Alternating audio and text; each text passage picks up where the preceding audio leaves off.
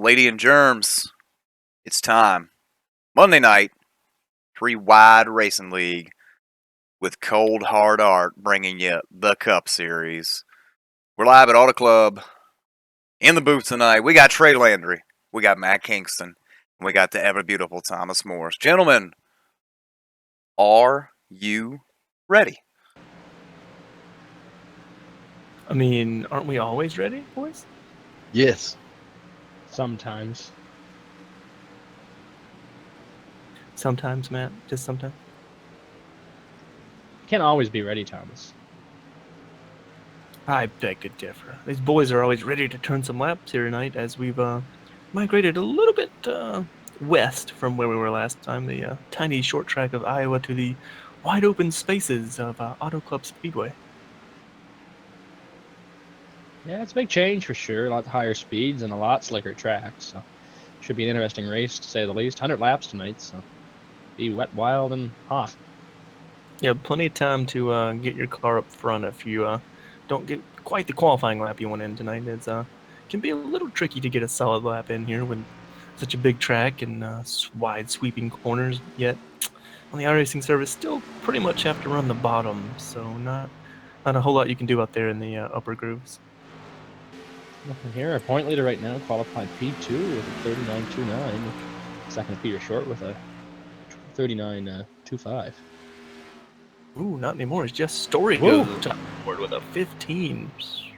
0.3 of a second pickup almost. Yeah, almost a full tenth over Peter Short, so that's a pretty hot lap there. Getting some fairly big shakers. We've got Richard Hines, who was 13th in practice, P6. Corey Lindsay pops up to P7. He was 16th in practice, getting a bit of a shake up there. Carlos Acosta qualified about 2 tenths of a second quicker. 2 seconds, wow. Than his practice lap, flight of P10 right now, the 4.48.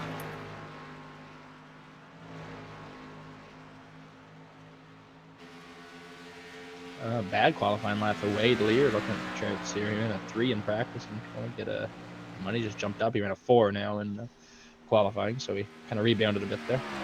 Just a little bit slower than when he was able to get in practice, but you know, he can still win the race from 11th so far.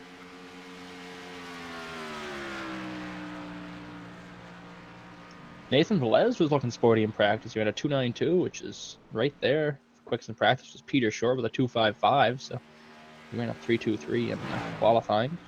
So right now starting P6, unless that changes. Yeah, the last time we saw Nathan Velez, he wasn't making too many friends at Iowa, so I'm thinking he's probably maybe looking to be a little more low-key tonight, get a solid run in, and not bumping defenders with anybody tonight. I would say it's hard here at Auto Club, but sometimes it's not so hard, because the hot conditions we have is going to make the track real slick, real greasy, and it's going to be... we may have a few 4-tire slides from the bottom of the track all the way up to the top pretty quick in the center of the corner.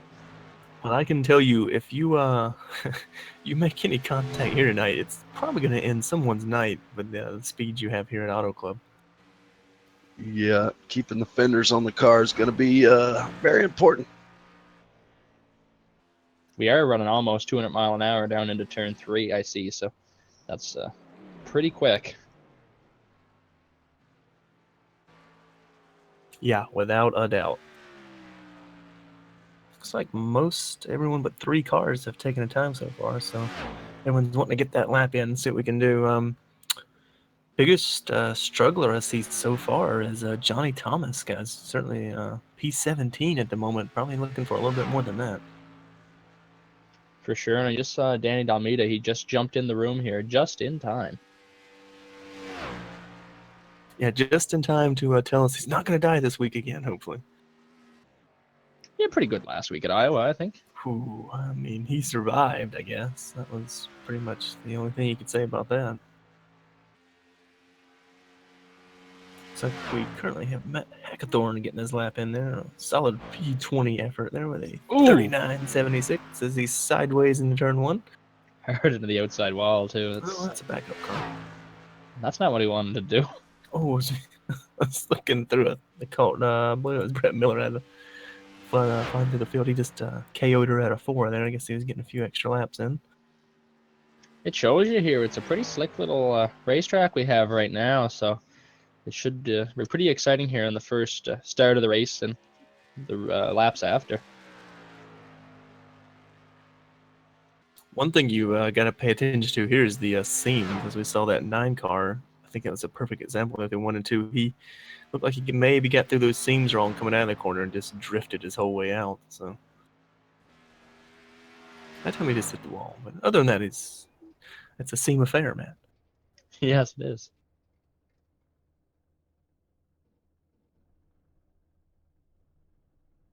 Well, we got the world's longest drivers meeting taking place right now. Well, I mean, sometimes you need a refresher. Just like when you set the room up wrong. We know a couple guys who were fond of doing that a couple of times throughout the season. Jeff Becky Jr. Well, Thomas, I think it's worth mentioning last night's stream was postponed. Last night's race, I should say, was postponed to sometime in September, wasn't it? I believe September 17th, due to the fact that it was on the it was Memorial Day weekend, and the fact the Coke 600 was that night, and they didn't want it to overlap, which was a good call considering that race finished about 1 a.m. Eastern, I believe.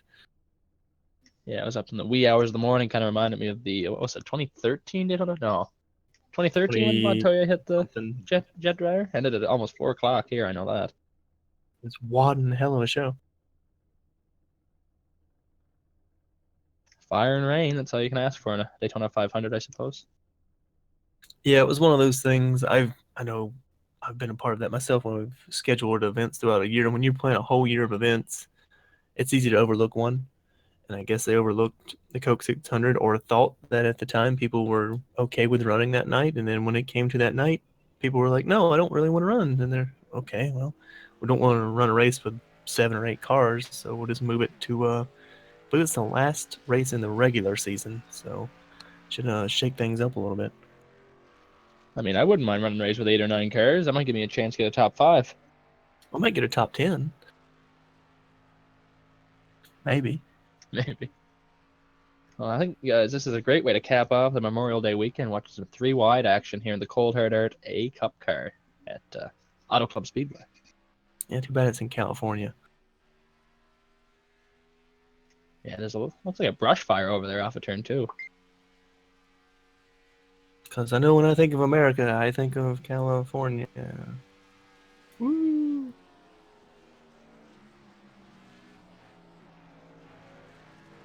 Looks like Danny is going to get out there and turn a lap. Didn't turn one in practice. Probably try and fill the car out here. Smart move, man. I would think. Not just going in cold turkey.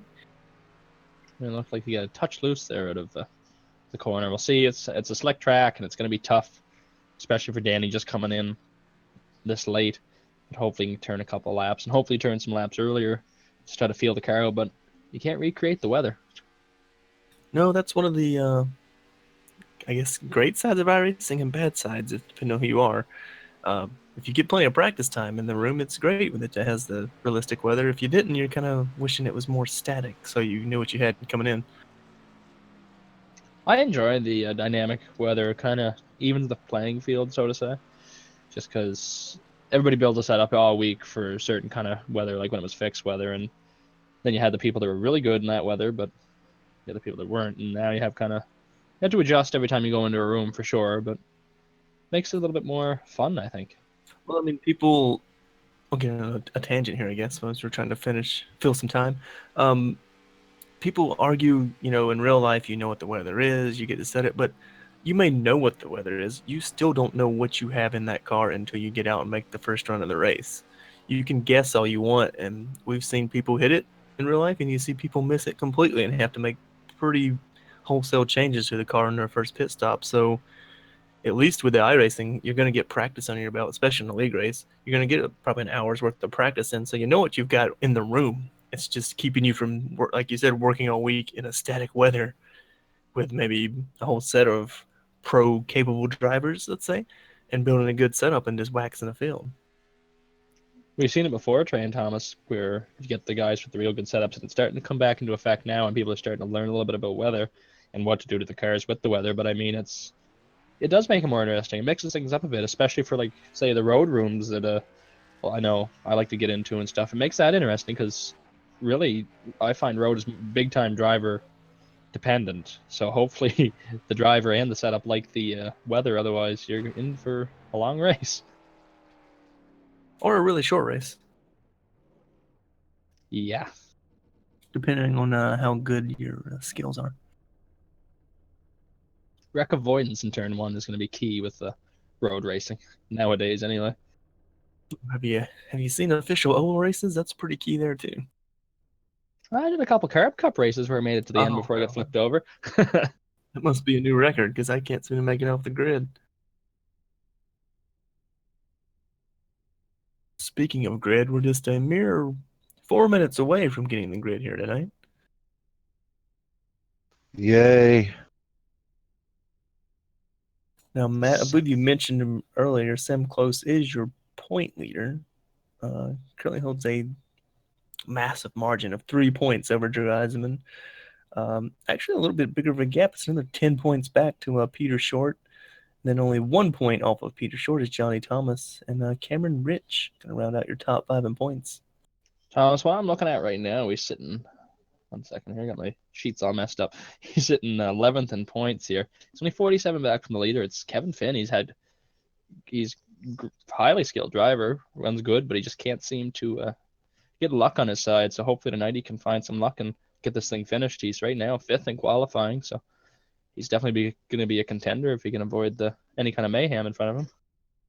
Well, with 7 starts and only 3 top 10s, I think that's why you can see why he's buried in points. Just hadn't been able to be consistent enough to get higher up in the field. Because the only driver, well, there's a couple with 4. I was going to say Peter Short had 4, but he also had 2 wins, so that kind of elevated him up in the points. Another guy I'm really looking at there is Cameron Rich in 5th place. He's only made 6 starts, but he's only 22 points away from the lead. That just shows how consistent he's been in his 6 starts. Yeah, he's actually down a start to the guys in front of him, so that's pretty impressive. Paul Ross, we didn't mention that he took a tumble last week after having a really stout car at Iowa. Got himself in a little trouble and couldn't rebound from it. Mostly because his motor was sitting outside of his car. I think Austin Dillon knows a thing or two about that. Hashtag Daytona. 2015? I was going to say Pocono, but it was Elliott Sadler. Oh, that was a Say, bad one, too. So does Scott Dixon. Oh. And the fact he walked away from that was just amazing. Yeah, he wouldn't have been so lucky, though, if he was a few more inches, unfortunately. I remember who was saying it in the broadcast on there, but if he was like a little bit higher, or if the car landed the wrong, like it could have been a real bad scene. Yeah, he would have went cockpit first into something much like Dan Weldon did. And unfortunately, those walls and catch fences don't really like to give that much. They give, just not in the way that you want them to, I guess. Yeah. Listen, did you hear his interview after the wreck? I know he had a few minutes to calm down in the media center, but you couldn't tell the guy just flipped at like 220. He was just calm, cool, collected, and ready to come back again and do it next year. Yeah, and I think if that was me, I'd be a little bit nervous to get back in the car at Indianapolis.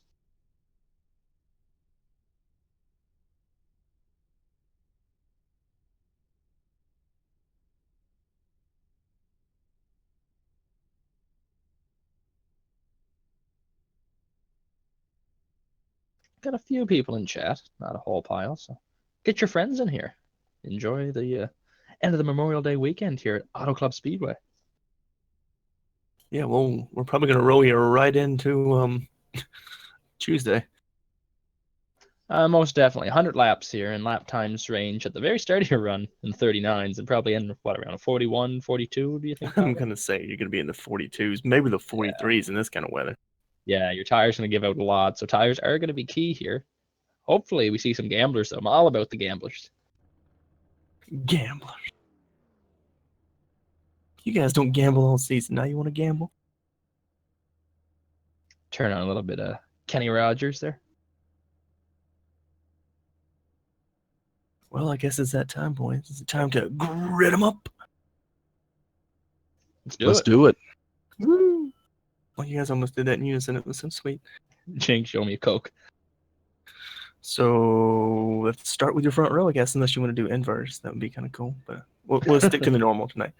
Rolling it off on the pole. I believe 2 poles in a row. He was your pole sitter at Iowa, if I'm not totally crazy here. Jess Story for RK Motorsports going to roll off on the pole, and outside of him, Peter Short in the number 33 Southwest machine. Starting P3 here with 18 of Paul Ross. Got in some trouble at Iowa, seeing if he can rebound. And on his outside, the 5 of Sam Close, your current point leader. Starting 5th in that 14 car, you got Kevin the Flying Finn. And starting 6th to his outside, you got Johnny Thomas's BFF forever, Nathan Velez, in that 48 car. I see what you did there.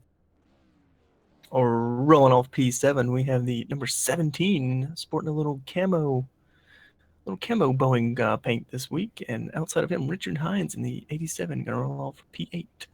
Well, Thomas, everybody hits him. It's not their fault because they couldn't see him. Anyway, rolling off P9 is the 90 of Corey Lindsay. Starting P10, the 77 of Drew Eisenman. Starting P11, that 22 car of Race Clark. And to his outside, Daytona 500 winner Brooks Westfall. Rolling off P13 for, I believe also as well, Johnny Thomas Racing, the 03 of Wade Lear, and to his outside, the owner-driver of RK Motorsports, Carlos Acosta, gonna roll off P14. We have the 88 Napa machine starting P15 with Rusty Webb on his outside, the 63 Mike Stevens in the 16th position.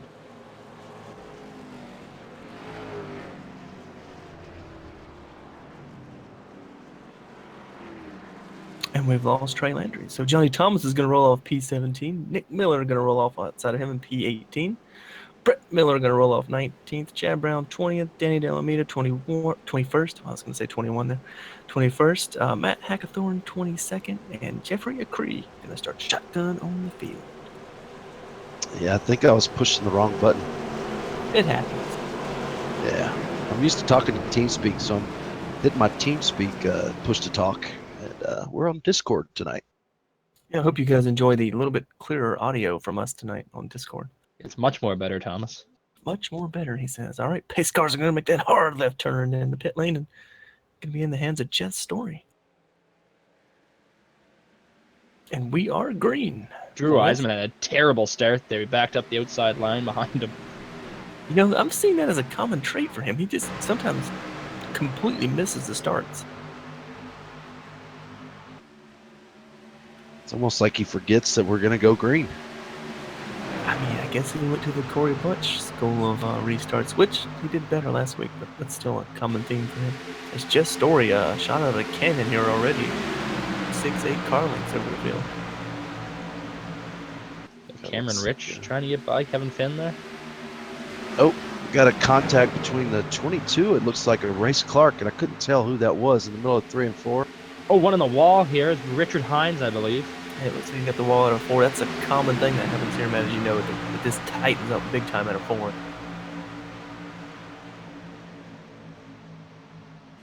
So a little teammate contact, Drew Eisenman and Race Clark. Got a big run out of turn 2 for Paul Ross there. Gonna give Peter Short a push and almost get him out of shape there. It's a little weird in the back stretch. I guess those bumps got the car a little loose. And this is a pretty bumpy track.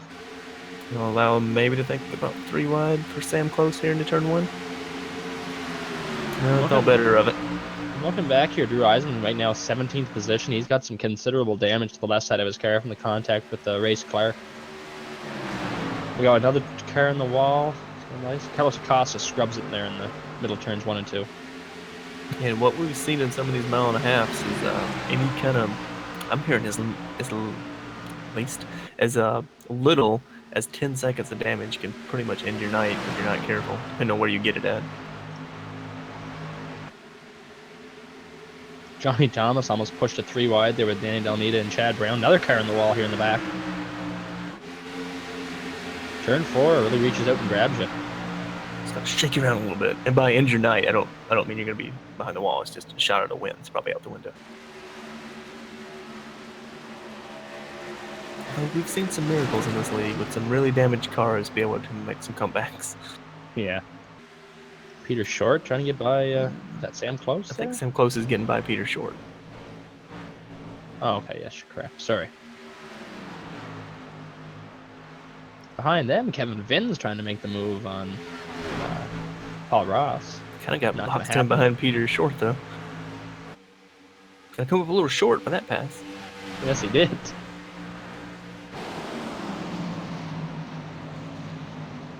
See how close Paul Ross can get to Sam Close.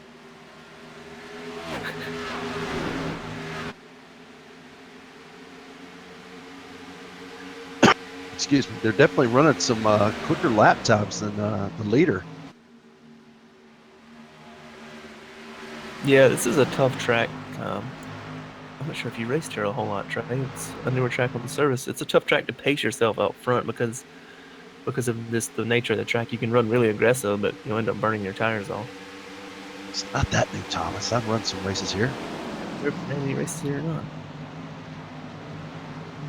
You were gone for so long, Trey. God.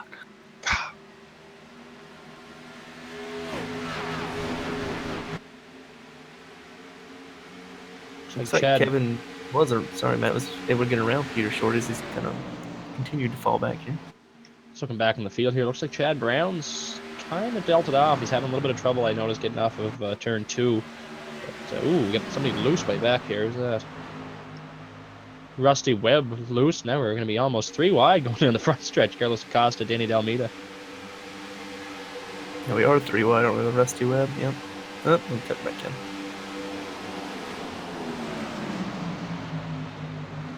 Like we said, it's a really wide track. Oh, contact! Carlos Acosta's around. Chad Brown's into it. Caution. Yep, that's going to bring out the caution. Chad's going to have some decent front end damage there. I think he gave a decent hit there to the Yeah. 88. And at the back of that 88, he's got to have pretty decent front end damage. Just He the caught, slightest of contact from the 88 and the 2, and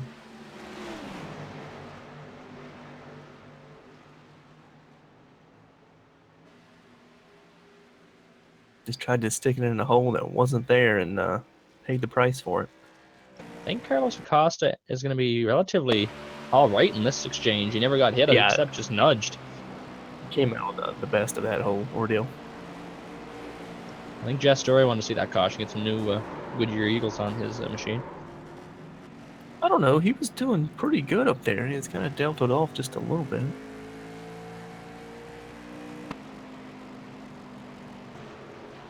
So that was 8 laps before our first major contact of the night. So that's pretty good. Not as good as our 70 lap run at Atlanta, but a little bit different track. So. Take a while for people just kind of figure out race runs, racing around people, because I don't know if we've seen a whole bunch of that in practice or not. Before they made that contact, I was going to say it's a wide track, but you really can't make a whole lot of moves unless you hook the bottom, especially through 1 and 2. So it kind of limits your options. As everybody's probably going to come down pit lane here. Tires are I'd say they're a premium here. You We might have- take 8 if they give them to you. Absolutely. we have Corey Lindsay right now staying out on the surface. And I'm just assuming he getting the, wants a lap at that point. lead because I don't think you could hold the lead in turn 1 on old tires. Although I know Wendell, our producer, will back me up on this. I recall a certain Cat D staying out here one time on old tires and winning a race. So it can happen, but I wouldn't gamble this early on it. Good Just stop from Story. the 7 there. Yeah, right at a pit road, no trouble. Maintaining what Looks like still will be the lead again. 18 had a bad stop, it looks like. Oh, did he ever? He lost a ton of spots. Yeah, he came in the top 5, and he's going to not be in the top 5 anymore. Peter Short as well, a bad pit stop. He might be outside the top 10 with that one. Yeah, there's nothing you could do for setup wise. This is a fixed setup league, but maybe just took a minute to regain something there because he was kind of off kilter that first run.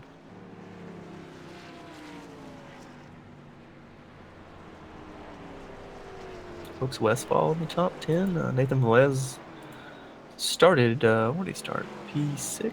Yeah. So he's fallen back a little bit, but we saw, like I said, Matt saw some speed in practice, so maybe he's biding his time this week before he gets up here. He might be, and Corey Lindsay is Oh. not pitting. He's staying out. That's Ballsy. I was gonna say, you can hear him when he stands up. You can hear his balls clanging together there. I think you can hear the 7 crew chief saying, "Did he really do that?" And the 7 driver saying, "Is this guy a lap down, getting a wave around, or what?" Goes Wealth. He is going to choose the outside. Well, I think if you're the 7, you're smiling with that decision because if he spins the tires, you can just go.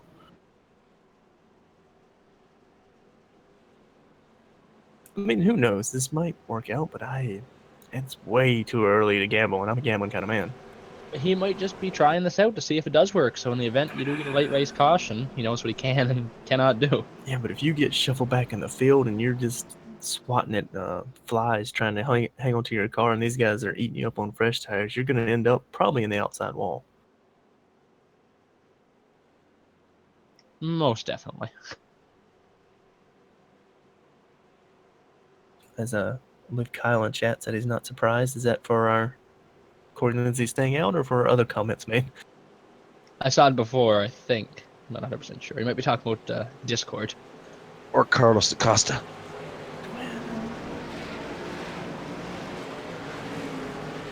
Tell us, Kyle. We can't wait.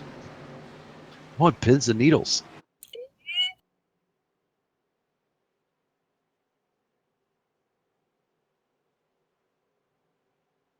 And pace car's down once again, and Corey Lindsay with a big jump that time. He wasn't wasting no time. He's like, I got to get the You're hell not out of here. catching me. I believe we caught Jess Story a little bit of sleep there as Kevin Finn also got a good jump. I don't think Kevin Finn will be able to make her stick, though, on the high side. I think you proved me wrong, because if you jump that much, then yeah, you're probably not going to get eaten alive through 1 and 2.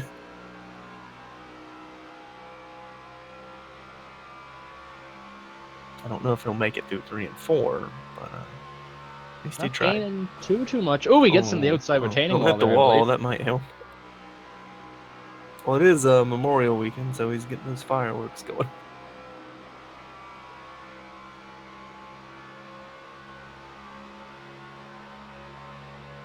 Got that lap led. But he's going to be under fire quite heavily here. Yeah, looks like Jess is going to try and set him up here. Maybe a wide arc into 1. Nope, just going to try the outside. I don't think I would have done that.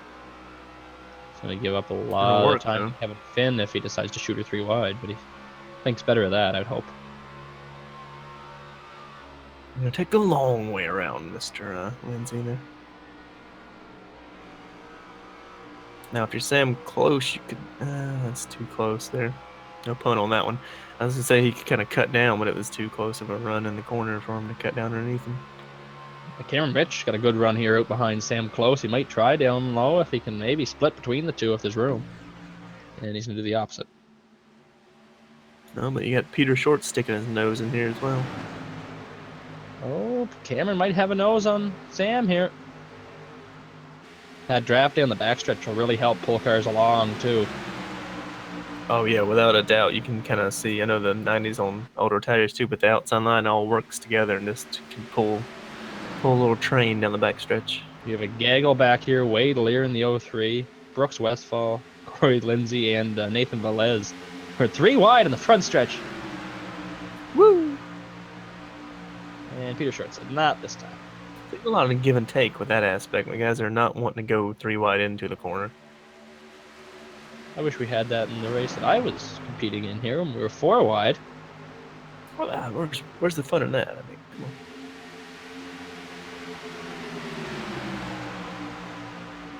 Ooh. Looks like our resident producers had to drop the band hammer in chat. Good job, Wendy. Ooh, the 33 of Peter Short smacked the wall coming out of 4. I thought that was the producer out there fighting in the stands. Just don't climb any fences, Wendell. Yeah, it's going to cause some position to Brooks Westfall. Ooh, one loose behind Peter Short. There was Nathan Velez. He seemed to have Saved it. That was a good save. saw Wade Lear swatting at a little bit of bees there when he came up out of the corner. He's fighting those demons down there on the bottom. Yeah, it's a pretty good whack to that right side, Trey. Like you mentioned, that's probably going to hurt his Ooh. races. He's sideways. Man, he's just... I tell you what he did, man. He knocked the right side in on that car, and now it's going to be undrivably loose. I don't think we mentioned this, but Kevin Finn was able to get around the 7 of Jess Story for the lead. 14 to the point. That's what Kevin needs, definitely, is get up there, lead some laps, and hopefully hang on. The last time we saw him lead, I know he ended up on the hook, but... Yeah, that was his main goal, and he told us he wanted to lead and win some of these races. He's definitely capable. He just needs to get a little bit of old lady luck on his side, I think. Lady Fortune, that is. Just some luck. Pretty Well, good. those top 4 broken away. Pretty good battle between the 17 and the 7. Yeah, I think he's trying to set up Jess Story to get around him here. Might look this time through 1 and 2. Yep. Gotta get him done. Kind of odd, the 7 not really been able to keep pace this time. I'm not sure what he's done different, but he had a little bit better pace last run. Maybe he's just trying to save his tires? Or maybe everyone behind him was just saving their tires last run Yeah. and did what they had this run. So got the 5 car rolling up onto the back of the 7 there. We always see that 5 car good on long runs. So we'll see if he can be a long run kind of guy tonight. Peter Short still looks a little bit skatey, but he's not as bad as he was. He's kind of leveled off there. He's on a P8 right now, so see if he continues to fall back or if he can regain the bearings of beat in right side. As we got the 5 rolling around the 7. Nope, 7's going to get a run out of 4, it looks like. Yeah, they're seeing a couple cars, Matt. They're a little squirrely off the corner still. You got to think there must be a cleft with these tires where it's going to get tighter and tighter, but it's probably going to start getting worse the longer we go on them. I would assume maybe a little push loose in these cars here at Auto Club. Without a doubt. Ooh, big checkup by the 5 there, not to run into the 7. That was a good run out of the corner, just nowhere to go with it.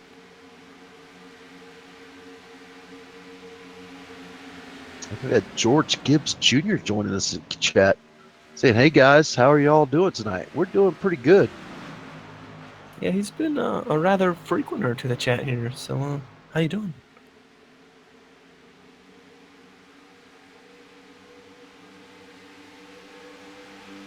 Now, Peter Short's, he got into that wall pretty hard, Thomas, but I'm looking at his lap times. They don't seem to be too far off. What are we I owing? thought Mike Stevens was about to just turn the 33 there. He got into him on the entry turn 1 and 2. Trey, you got to quit talking about people again. I know, right? But yeah, you're right. His lap times weren't, until that moment, they weren't that bad, which is amazing for the way that right front fender looks. He's going to try and undercut back underneath the 12 here.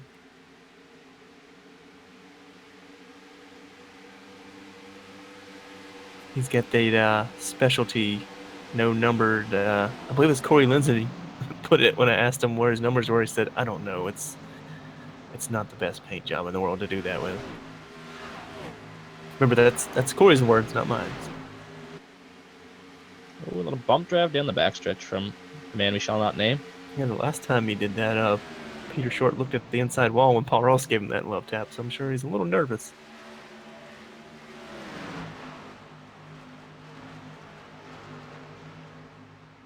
Might have a battle for the lead starting to come in here. Cameron Rich is starting to up? slowly catch right now Kevin Finn. And a little bit slower than him that last lap, but he's right on the door, ringing the doorbell. Ding, ding.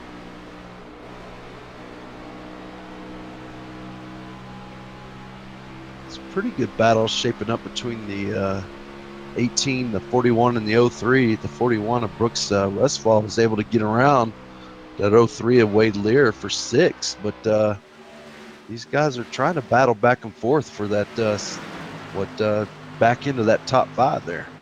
Yeah, this is Power Ross gonna find the wall out of 4 there. Probably one of the best runs we've seen out of Brooks Westfall in a while. Having probably a new leader here coming into turn 1 and 2. Cameron Rich gets underneath Kevin Finn, and there he goes. He clears him. But you New can't see him, leader man. again. No, I can only see the numbers just floating down the track. I think no surprise that we have 17 back out front. Not sure I've seen his loved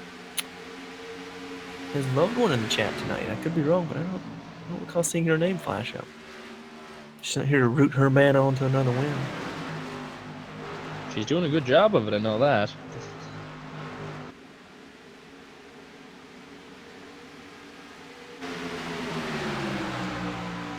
Ooh. Wade Lear is all over the back bumper of Brooks Westfall as they go into turn 1 and 2. See if he can make the move down low. Wanted to imprint his Chevy SS logo into his Camry bumper there.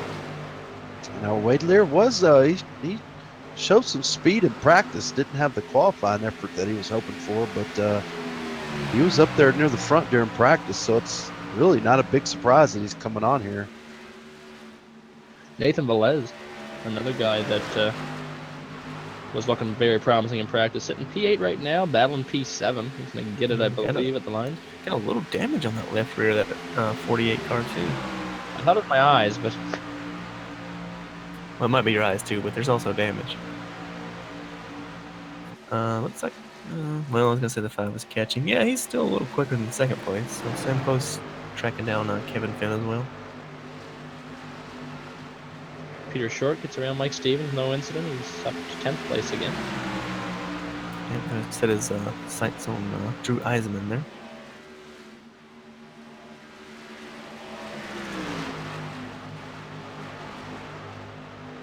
It's like Johnny Thomas might have found his rhythm. He's struggled in practice, struggled in qualifying, but he's just made the move around that 12th car, and he's in 12th spot right now. Well, you know, we've heard from him. He likes long runs, so maybe he's just couldn't get that hot lap in, Trey, but maybe found something on the long run here. Mike Stevens just obliterated that corner there. I think his right front. I could hear it screaming from the booth. Johnny Pretty Thomas car, though. Oh, yeah, it is. Here's Johnny Thomas, the look inside here through 3 and 4. Ooh, Johnny gets got loose. the apron a little bit there. Might allow the 12 to get a run here on the outside. Nope. As long straightaways, it looks like people might get runs, and by the time you get to the end of them, it's like, no. Oh, another battle for the lead shaping up. Sorry, no, not the lead. Second. I forgot that Kevin Finn is no longer a leader. Sam Close is attacking right now for second place. Getting closer.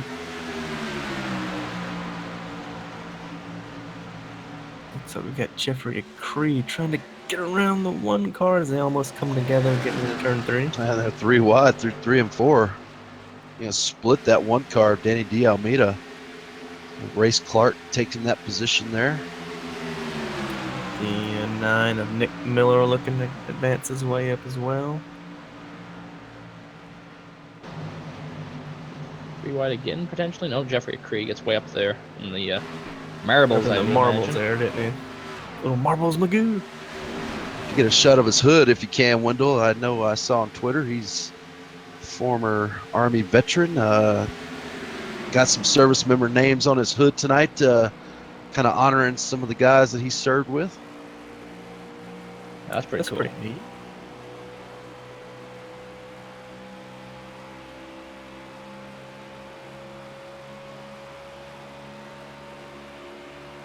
Looking up here, Sam Close did get by Kevin Finn, and he is runs pretty comparable lap times right now with their leader Cameron Rich. So maybe the long run masters come back in. Maybe, Matt. Just maybe. Well, Right. Thomas, we only run 75% fuel here, and we had that caution come out on lap, 8? Corey Lindsey has fallen back Oh, to Wade Lair in the wall. Sorry, Wendell. Or Trey. He's spinning to the infield. He's going to save it, maybe? Oh, we No. got another like one the in four. one. Oh, 64 is dead. The one car is dead. Oh, he Yeah, kind of got that into one the is back really okay. of Jeffrey Acree there. I don't know how Jeffrey hang on to that thing. He hooked him right there in the right rear quarter panel. Wow, yeah, that was a good save by that 32. So it looks like maybe Richard Hines got a piece of it as well. Maybe netcode damage. No, he's got real damage. Yeah, that was a big incident at a 4 there, boys. Sorry for interrupting you there, Trey. Oh, it's good, good. As you were saying. It's like the one just pushed up that treacherous turn format and hit the wall and came Yeah. back off of it. That's what I saw the 03 do too, and I know they were running kind of close together. They might have Yeah, gotten to you that old mentioned monkey see, monkey do. the 03, and I was like, yeah, but there's a one car also behind that. I never even noticed him. I was just watching Wade Lear there. He pounded that outside wall. Yeah, it took a lot of decent cars out there. That was a good little battle we've been watching in the back half of the, well, not quite the top 10, but the top 15-ish. A battle, no less. I know Cameron Rich didn't want to see that caution. Well, maybe he did. I guess it said Sam Close was a little quicker, but we can get some fresh tires here and reset and try and maintain this lead. Just looking here, Johnny Thomas might have a little bit of damage. He made a little bit of contact with the back end of the 41 car, I believe, in the front stretch when that caution came out. Yeah, just a little smidge of front splitter damage and a little hood buckling.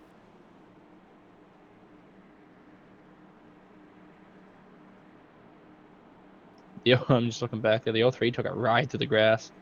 Got it mowed down a little bit more. Don't think he's happy to see that caution, no doubt. So we can come I down and mean, get yeah, that thing pulled out. ticket.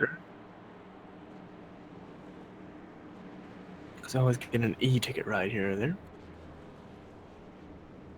Gotta love these big pit boxes here at Auto Club. Makes it really pretty simple to get in and out of your pit stall. Unless you're Thomas Fredericks, he'll still manage a way to either hit the inside wall or be too far right.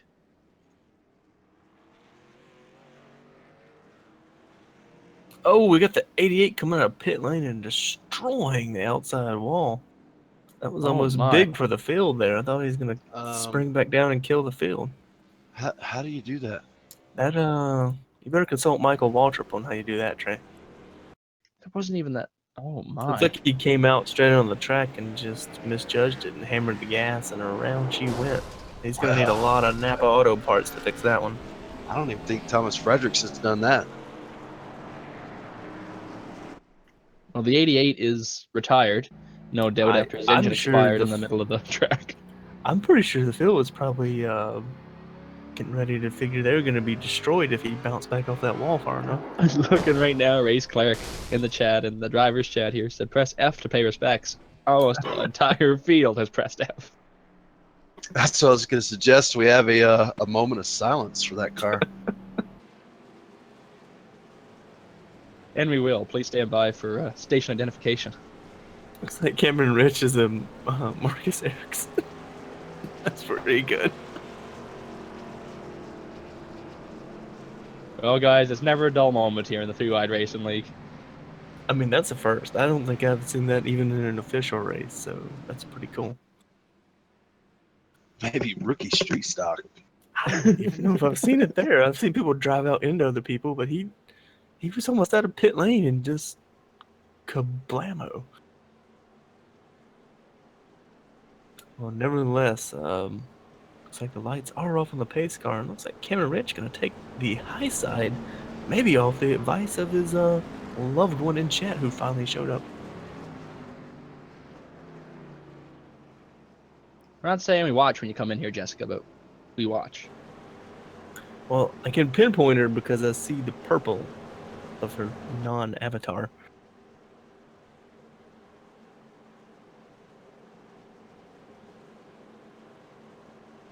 Sticks out like a sore thumb.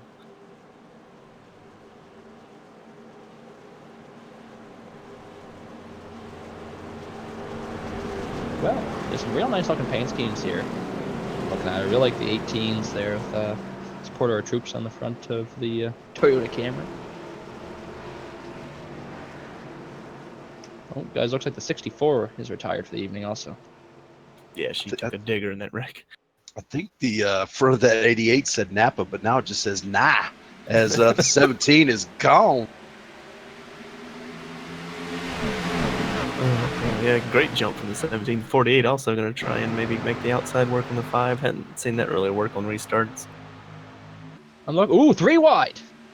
Ooh, that was almost big there for Jeff Story. Drew Eisman jumped over the throttle as he's completely mullered up. Yeah, just that move to the middle by Jess was a move of survival. It was just Nathan Velez just slowed way down. Paul Ross going to take away the that position from fifth position from Drew Eisman there. He just lost so much momentum, Trey, when he had to jump out of the gas, and it's hard to regain that. Johnny Thomas, who said, what did he say to Nathan last week? Said he'd see him around or something to that effect. He's coming up through the field right now, P7, up and low on Eisman. Big pickup from where he was running before that caution. I know a couple cars are wrecked, but that shot him up in the top 10 now. Velez is making his way here now, too. He must have saw Johnny behind him, so he put the afterburners on. He's looks underneath Jeff Story for third position. Now, boys, something we didn't talk about under that caution, the 14 of Kevin Finn. We started back pretty much tail end Charlie on the field there. Currently sitting P19 after being P3, I believe, when the caution came out. Yeah, 44-second pit stop will do that. And he had to go take a P break.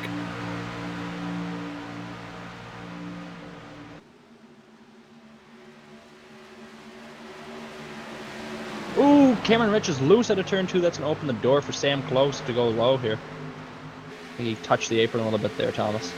Just a little touch of that apron, and like you said, Sam Close going to drive by and take the lead. Well, the one car, Danny Delmeda, done for the night. It was 64, Chad Brown.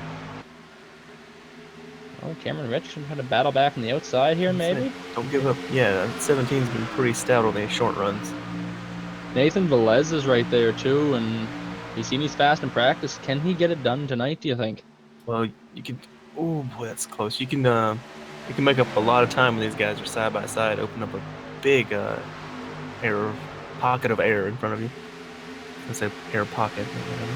Not to mention, when these guys are racing like this is going to hurt their tires quite substantially, so Nathan Velez must be licking his chops back there in the third position. Even Jess Story, he's watching it all unfold as well. He's right there behind Nathan Velez. Got a big guy going 3 and 4. We went 3 wide there, and they're currently splitting Jeffrey Acree down the front stretch. Kevin Finn stuck by them going, hey, man, pick a lane. I'm trying to get by here.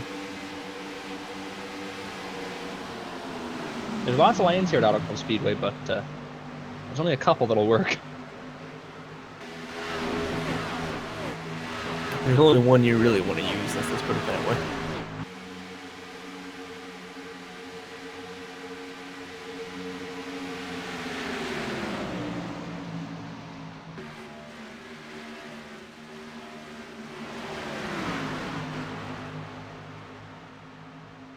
Looks like the 7 might... no, I gotta tuck back in. The 7 might be looking to get around the 48, but I think better of it. They're still holding pace with Cameron Rich right now, though. He might have used a lot of his tires up there, Thomas. On that one slide, he'd had off a 2. Might have overworked that right rear just a little bit, Matt. That's true, too, and you don't want to get that thing mad at you, because it'll kill you. You see Dan in chat. That's pretty funny. He's gonna have to go. He's gonna have to go all out if he wants to be the meme of the league after that 88 car. Well, Trey, he might here. He said he's gonna go backwards next week. We had the 89 to the grass on the front stretch there. Saved it, no damage. Man, this battle for the second position is insane right now. There's 4 cars within, what, 4 car lengths, 5 car lengths of each other? We'll call it under a blanket. How about that? A really big blanket. And they've got a little gap over Johnny Thomas. He's top 6, so they're looking to maybe settle it amongst themselves at the moment. Just looking back there, and you said the 89 was through the grass. He got into the outside wall, I believe. He's hurting pretty bad back there. Yeah, I've seen him a couple of times be a little off the pace. So probably not the 90 he was looking for here at Auto Club.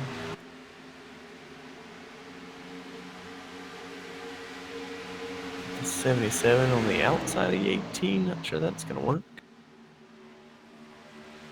We're trying the undercut through 3 and 4. No, not going to be able to get that to work. Nothing low there now. He has a nice run. He's going to go all the way to the apron with it. And it is legal to go underneath the apron here, unlike Daytona and Talladega. It's the only thing legal in California. Hey-o! We get past mate there. There is something else now, I just short. suppose. We won't talk about that because, you know, it's not federally legal.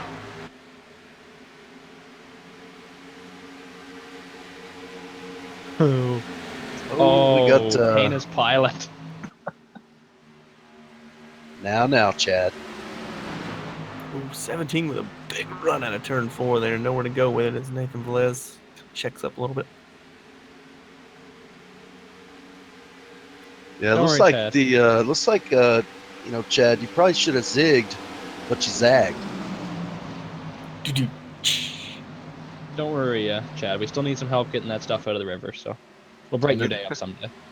And it's 420 somewhere, right? I mean, Chad didn't even come in with like an insult. He came in with the atomic bomb right off the bat. I think we call it the people's elbow. Oh, yeah. I heard you'll see that in Baywatch. I wouldn't know because I don't plan on wasting my money to see that one. So Apparently, No. not a lot of people have seen that. who would have thought a Baywatch reboot wouldn't do well? Just can't beat old Pamela Anderson. The producer goes, "Wait, they made a remake? Yes, they did." So there you go. Great cast from what I hear, other than you know, The Rock.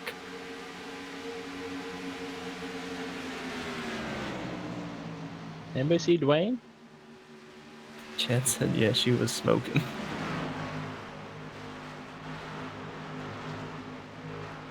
Tell you what, little resurgence here from Drew Eisman up to P4 at the current moment. Yeah, he's looking real sporty. The other guy is running pretty nice lap times. Talked about him earlier. The 48, Nathan Velez, went a little bit quicker than the leader of that lap. He's gaining ever so slightly through the corners. Yeah, looking to shut those haters up this week and see if he can get that 48 in victory lane. But he's going to have a hard time getting around that 5, and the 17's sticking on his bumper a little bit. So Yeah, right now that 17 and 77, they're the 2 fastest cars on this track right now. Cameron Rich has a little bit of a run there. He's not going to go anywhere with it right yet, but maybe mounting for a move out on the backstretch. maybe checking his flight path. Is that Maybe thing on he'll make the autopilot right run now? here. Looking low. Yeah, he really backed up. He really backed up that entry to turn 1 to get that run off of turn 2. She got a little squirrely Man. on him, but he still was able to make up time there. I think Drew that's Eisenman fell back quite a bit there from that battle. He got a little bit loose, right where Cameron Rich did. And Nathan Velez is looks at a battling 4 back on there the outside. too. It's hard. It's so hard to make that passing forward because you need all that track to push up the hill. Sam Close likes this though, watching them go a little bit further in his mirror.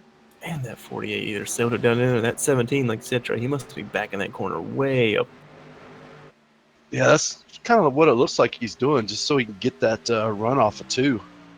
That's not a bad idea here, Trey, because you know such a long sweeping corner. If you can help preserve that right front just a little bit more than that guy you're racing, you can help you out in the long run.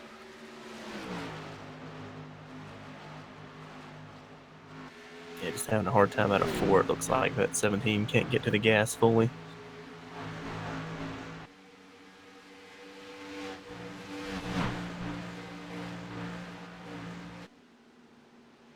We're almost halfway there, working lap 48 right now of 100s. clicking off pretty quickly here. These guys are digging the track temps, I guess.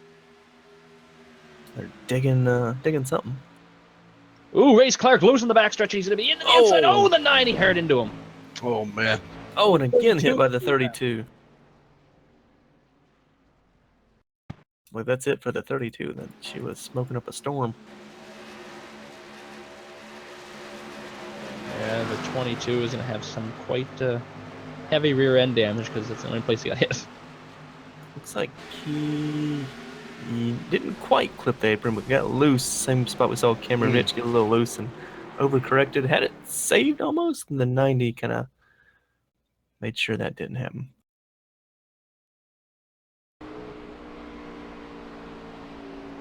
Looks like Jeffrey A. Creed got a big part of that as well. His car's smoking. I think he's done for the night. Well, that was just kind of nowhere for the 90 to go. He couldn't really. He wanted to stay straight, but couldn't stay straight and couldn't stop in time and swerve hard enough left to miss it.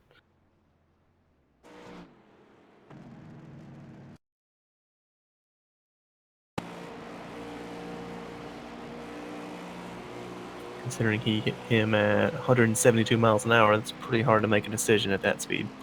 Ouch, Bay.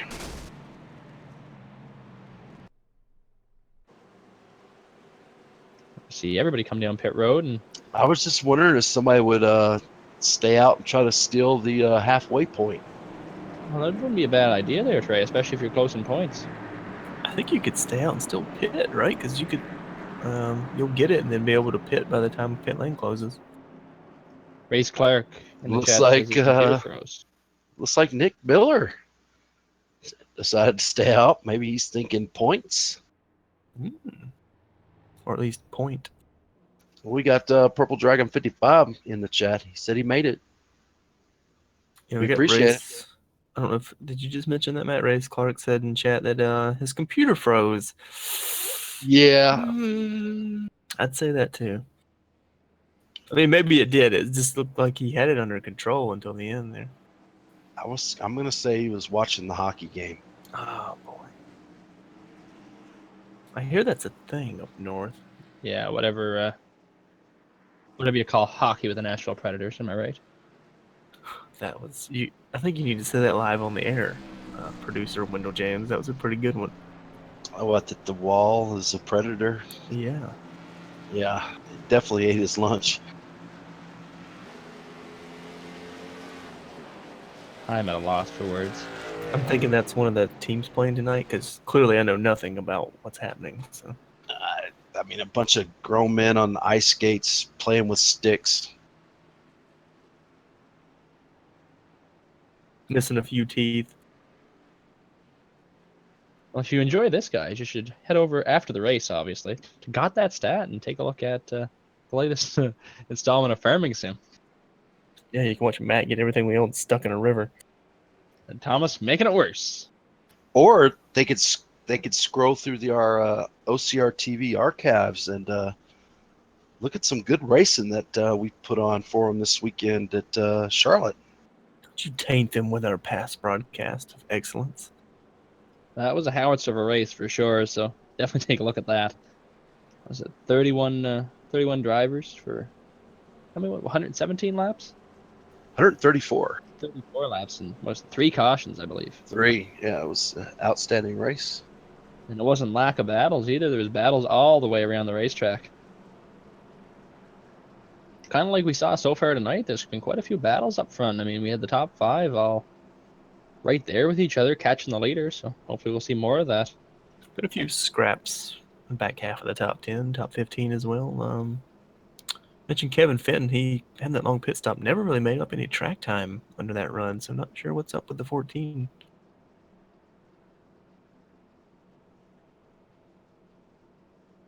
He's not in his Army car in this series, so I can't make the should march his way to the front reference, but He could talk his way to the front. I assume that's what Qualcomm is. yeah, give or take, yeah. I'm sure they do a multitude of things, but talking business is probably what they're best known for. Looking through the field here, guys, there's a lot of guys with No paint left on the right side of the cars, and Nick Miller, I believe, is staying out. He's going to be restarting this race. He said, it works so great for my owner. I'm going to try it as well. This one was a little bit longer on tires, though, Thomas. Yeah, he better jump like Corey Lindsey did, or he's definitely going to be eaten alive. Looks like he's going to stick to the bottom line here. Get ready, boys. This might be wild. I noticed the back bumper says U.S. Air Force, so he better have the power of some of their jets, because he's going to need it. Well, if I was Nathan Velez, I'd be aiming high because I got a feeling that that Air Force car is going to be slow on the bottom. It's going to be like the real NASCAR Air Force car. Maybe with the Makita sponsor, he can saw his way Hashtag Regan backwards. Smith. Oh, Speaking of Regan Smith, did you even see him in the Coke 600? I don't think they showed him all night. I saw him on the ticker. That was about it. On the ticker.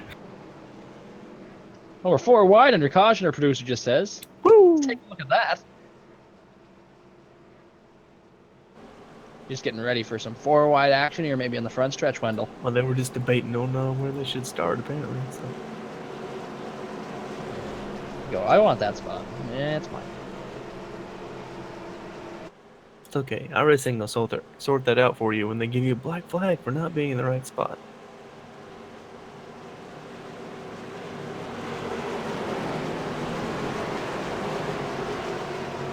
Looks like now the bottom line is going to merge with the top line.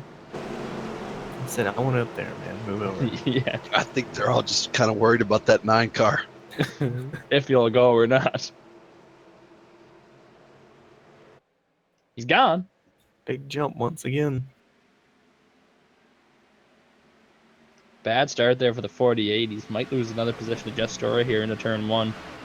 Oh, They no, can he's keep regaining it now. Yeah, you can keep it wound up. You should be right on the bottom. That outside just hadn't been able to go on the restart. Who's going right now? Cameron Rich just flew up to the back bumper of the 48. Ooh, we have Sam That Close car getting already awful getting close. past.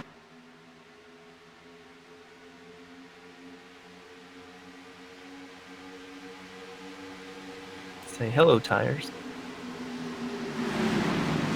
Oh, Nathan Velez underneath the 7. A little bit tight there. A gaggle behind Johnny Thomas, Cameron Rich, and Paul Ross bump drafting the 83. Why is it every week we seem to see some bump drafting, Thomas?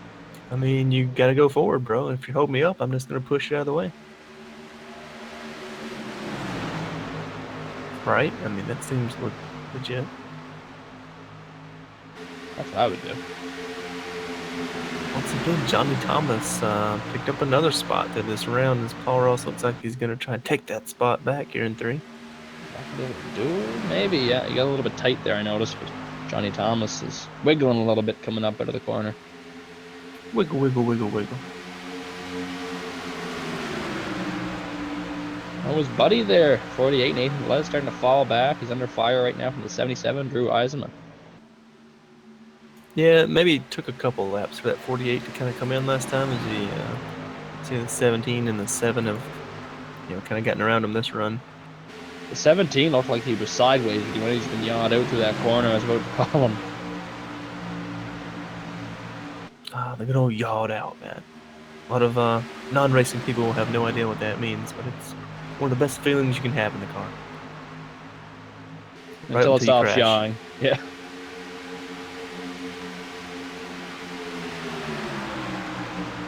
Now Sam Close there was trying to break the draft. Ooh, we got a nice battle shaping up here.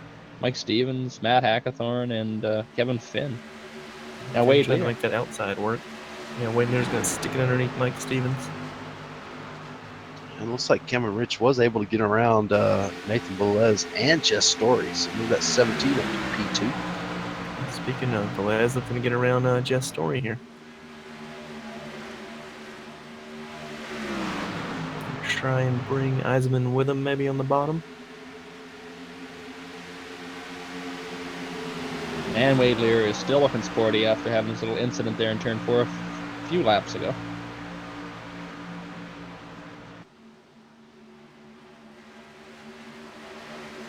Yeah, the car, a little right side damage I'm seeing on it, but not terrible, apparently.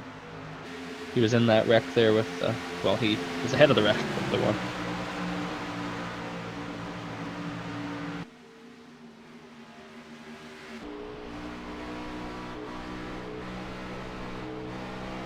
Matt, you wanna take on that challenge of a question there in chat from Mr. Gibbs?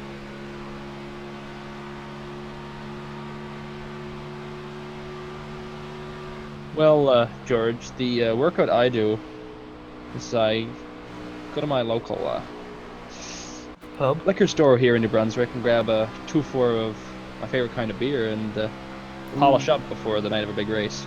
It's a 7-car with a big moment there at turn 2. Gonna lose 2 or 3 spots. Yeah, he settled that sucker down in there. It just didn't stick and washed up. So, George, what Matt's trying to say is he's a fan of the 12-ounce curl. It's hard work, man. Hard work.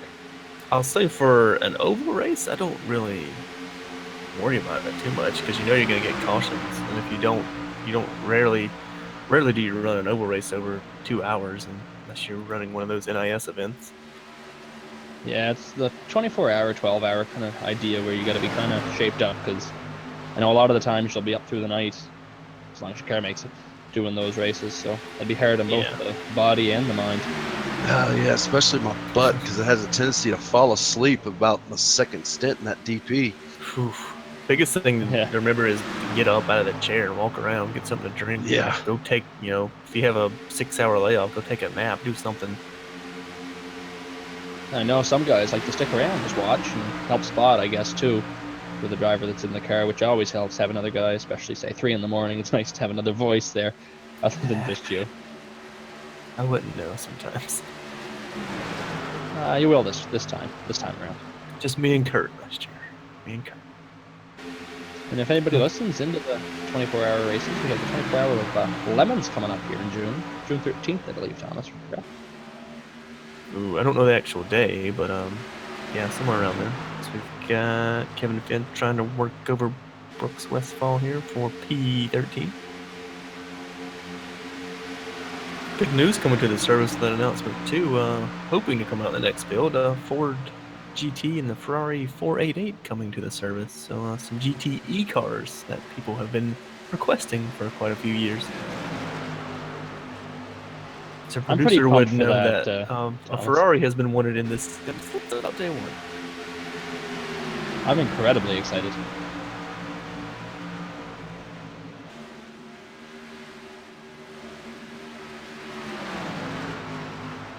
And our producer's just gone off the rails. We're just going to stop listening to him as Mike Stevens is doing off right there in P11. He must have gone to the liquor store already. He's talking some blasphemy back there. Oh no, road racing builds the foundation for life. So. We got that 17 car is closed up to that 5. He's real close, that's what you're trying to say? I am. He's real close. Looking to get rich here. You know it's not too far away, Trey. At 48, he's running some pretty identical lap times to that 17. Yeah, honestly, the entire top 5, you could throw them all pretty under close, a blanket. Under a blanket in lap times. They're all very competitive. Oh, Matt Hackathorn's off the pace there in the front stretch. Don't know if he made his way to the turn 4 wall. I think his numbers may have fell off or something. Yeah, the sticker guy is going to get fired after this event. Looks like Rich trying to formulate their plan to get around Sam close here. So we got Richard Lafferty in chat saying, what's going on around here? Same old, Richard. Just watching a duel for the win here. That's been a pretty good race tonight between these guys. It's like we're just getting enough laps on the tires tray where these cars are starting to get a little dancy. A little greasy.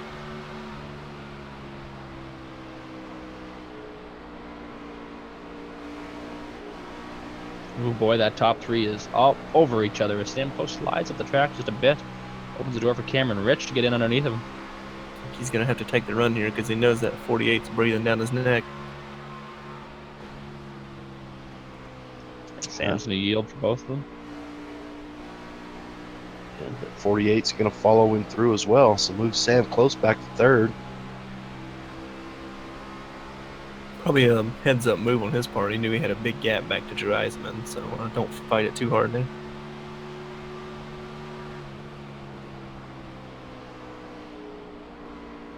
Matt Hackathorn again found the outside wall. That time it might be more than he can handle because he hit it a good whack. He hacked it, is what you're trying to tell me. He did. Yeah, Mike Stevens, Kevin Finn still side by side here. Wade Lear's cleared that battle a bit. So in P9, Johnny Thomas. Right for him, P8. Trying to see who we've. Looks like the 7's kind of sorted himself out in P7. Hadn't seen him run up front since we got back from that restart. And the 33 is found a little pace. He's getting himself back up to P6 at the current lap. Yeah, once they kind of shuffled that 7 car out of the lead group there, he's not been able to do much. Yeah, kind of surprised. He showed that pace in that first 8 or 10 lap run we did, but he just hadn't been able to back that up as we've gone through the night here.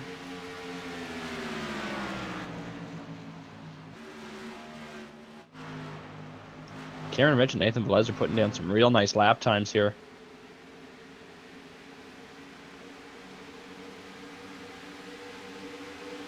Yeah, that was a mega lap from Rich that time. 18 to a 37 to, actually both guys had a 37 behind him.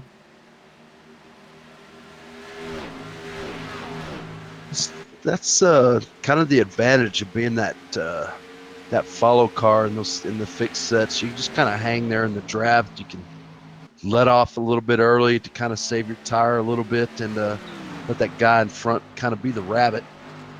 And I think that definitely benefited that 17 car. Yeah, lets him do all the hard work there, and then once you want to make the move, you kind of know where his weak points are.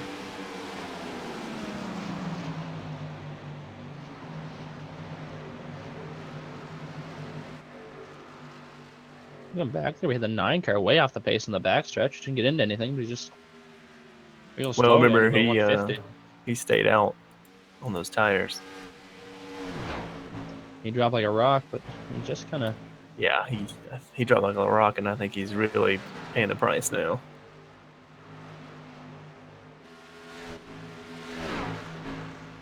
Maybe just trying to get himself in the window that he can make a green flag pit stop and make her to the end on fuel. Because like Trey mentioned earlier, this is only 75% fuel in these machines, so. I would imagine that these guys will have to make another pit stop, right? I believe it's, 30 laps on a tank with 100%, so I don't, we're not even in that range. Or we weren't. Might be looking on pit stops here momentarily, really. We've been running what? Oh, no. Never mind. I forgot about the other caution. I think you want to split it as best you can if you're maybe not in the lead group. But then if you do that, the leaders are going to try and match you. So it's going to be a cat and mouse game of who's going to blink first, I do believe. Drew Eisman made a move there around. Oh, the 2 was on pit road, but Drew Eisman made his way around. Lost my place here, sorry. Drew Eisman made his way around the 18 of Paul Ross for the 4th position. Yeah, the 18's starting to struggle just a little bit. That was Acosta, first one on and off pit road safely. I don't think that's going to make anyone blink, as the 9 car and the 83 are also down. I don't think it's going to make your front guys blink because they're just a little too far back in the field for them to worry about. Somebody in the top 10 right now. We have 63. Mike Stevens going to be making his way down pit road this time. As I say that, most of the back half's coming down. The 03's down. We got the 7 down. Paul Ross is down. The 18. 41 Wade leaving Lear. his pit stall. Make sure no one pulls a Rusty Webb here leaving the pits. They're going to be right inside that window if they had a full tank, Thomas. I don't know if they can make it on this one. Well, I would assume they all know what they're doing since they're all pitting, but that's for them to decide. It looks like the 12 is also in pit lane. Missed his pit stall.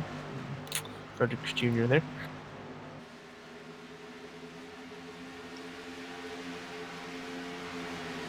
Yeah, it's 33's coming down. 14 on pit lane.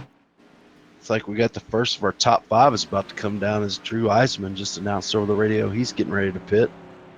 I think they're calling it out this week, Trey, after 2 of the Eisentech cars ran into each other on pit lane. At Iowa. Twice for the second time, right? Yeah. Yeah, pit lane was not their friend. Should be fairly straightforward pit entry here at Auto Club. 17 going to stay out. 48's going to come in. Oh, boys, I just crunched my numbers here, and it is going to be quite close. What? 77 made up a lot of time coming in on that 48. Did you just do math in your head, Matt? Oh boy. No, I got in the car, and I'm turning a couple laps here, and I'm already quite low. Got the cutaway car on the other virtual track we have right beside this one. Oh, yeah. Well, it wasn't a cutaway car, but we had to cut you out of the car last time. So We do have the You're gonna have to again. 17. 17 announced he's getting ready to come down pit road. you think the 5's going to follow him in here.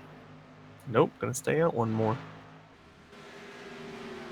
So the guys that pitted early are going to be real close, but I think Cameron Rich is going to be on the upper end of okay. That's a really mighty confident statement there, Larry Mack. Yeah, right. It's not. He's might be okay. Well, I'll This tell you might this. get, If you're not going to make it, you're all in the same boat then. Because if one guy and these guys here at the end are on the verge of not making it, you're all in that same boat. Because you're not going to save enough fuel here, not at Auto Club. The 5's going to bring it down this time by. I don't know why the 5 didn't pit with the 17. That would have been a good breaking point. maybe he saw the fuel numbers and thinks one more lap would be more beneficial for him. True, but you just lost about a second and a half. So Looks like Johnny Thomas is going to cycle around and be the leader after this is all said and done. must have been a good round of pit stops there. Got ahead of Paul Ross. Well, I'm Nathan showing he Velez. took 2 tires. Ooh. Interesting. That's a Scott Eckes move. Now, did he slide through his box? Because that seems to be a trait of sliding through your box. You just take 2 to make up for it.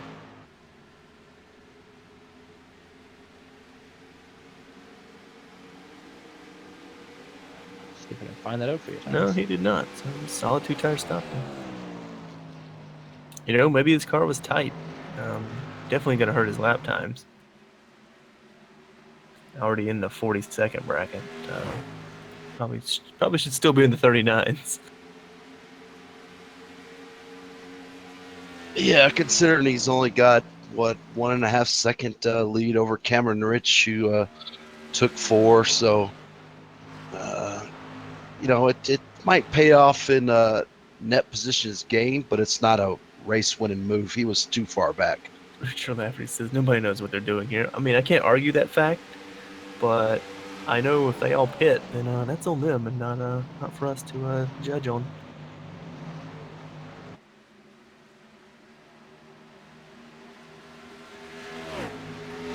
Yeah, it's only gonna be a matter of time. That 17's gotta remember to not really overdrive the car to get to Johnny Thomas. Johnny Thomas will come back to him.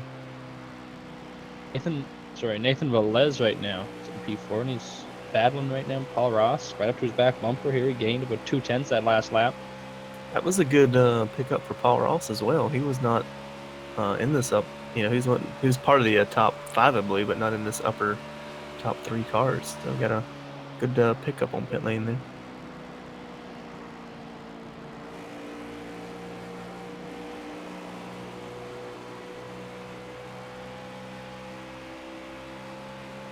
So the big loser so far I'm seeing through this exchange of pit stops is the 5 car. Way behind a lot of guys here. And surprise, surprise, that was pretty easy. The 17 blows right by the 83. Nathan Velez is going to take the 3rd position away from Paul Ross this time. And look who's close together, Thomas, Trey. Oh, I'm sure we forgot about it. Yeah. Hashtag go Trump, according to Johnny Thomas.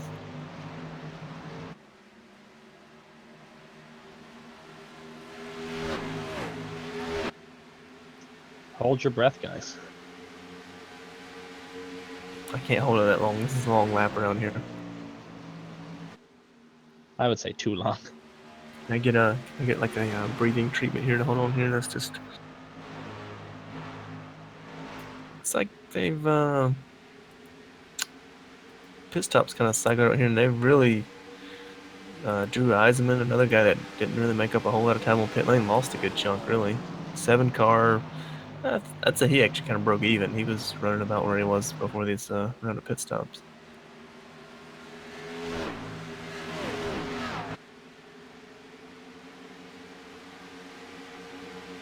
I feel like we should play the Jaws music as the 48 gets closer and closer to the 83. I'm just scared to say anything now. I'm just gonna sit here in silence and. Yep, I'm not going to talk about either one of them. You can be like Alan Bestwick and just, oh, it's 83 sideways and around they go. I saw that coming.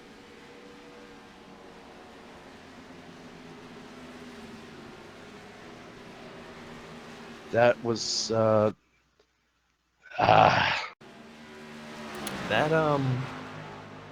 That's for admin approval on that one. Yep. We'll let Wendell give you the replays, and you can decide for yourself on that one. I mean, the 83, he made it look good. He got loose at a 4 and overcorrected and made sure he took the 48 with him. Yeah, I'm gonna call it. I'm gonna. You know what? I'm gonna say it. He did that shit on purpose. Yeah, even if you didn't do it on purpose, Trey, the problem is you made the statement. So. Well, you know what? He intentionally drove down there. He was trying to, in my opinion, he was trying to spin that car out in front of that 48 car.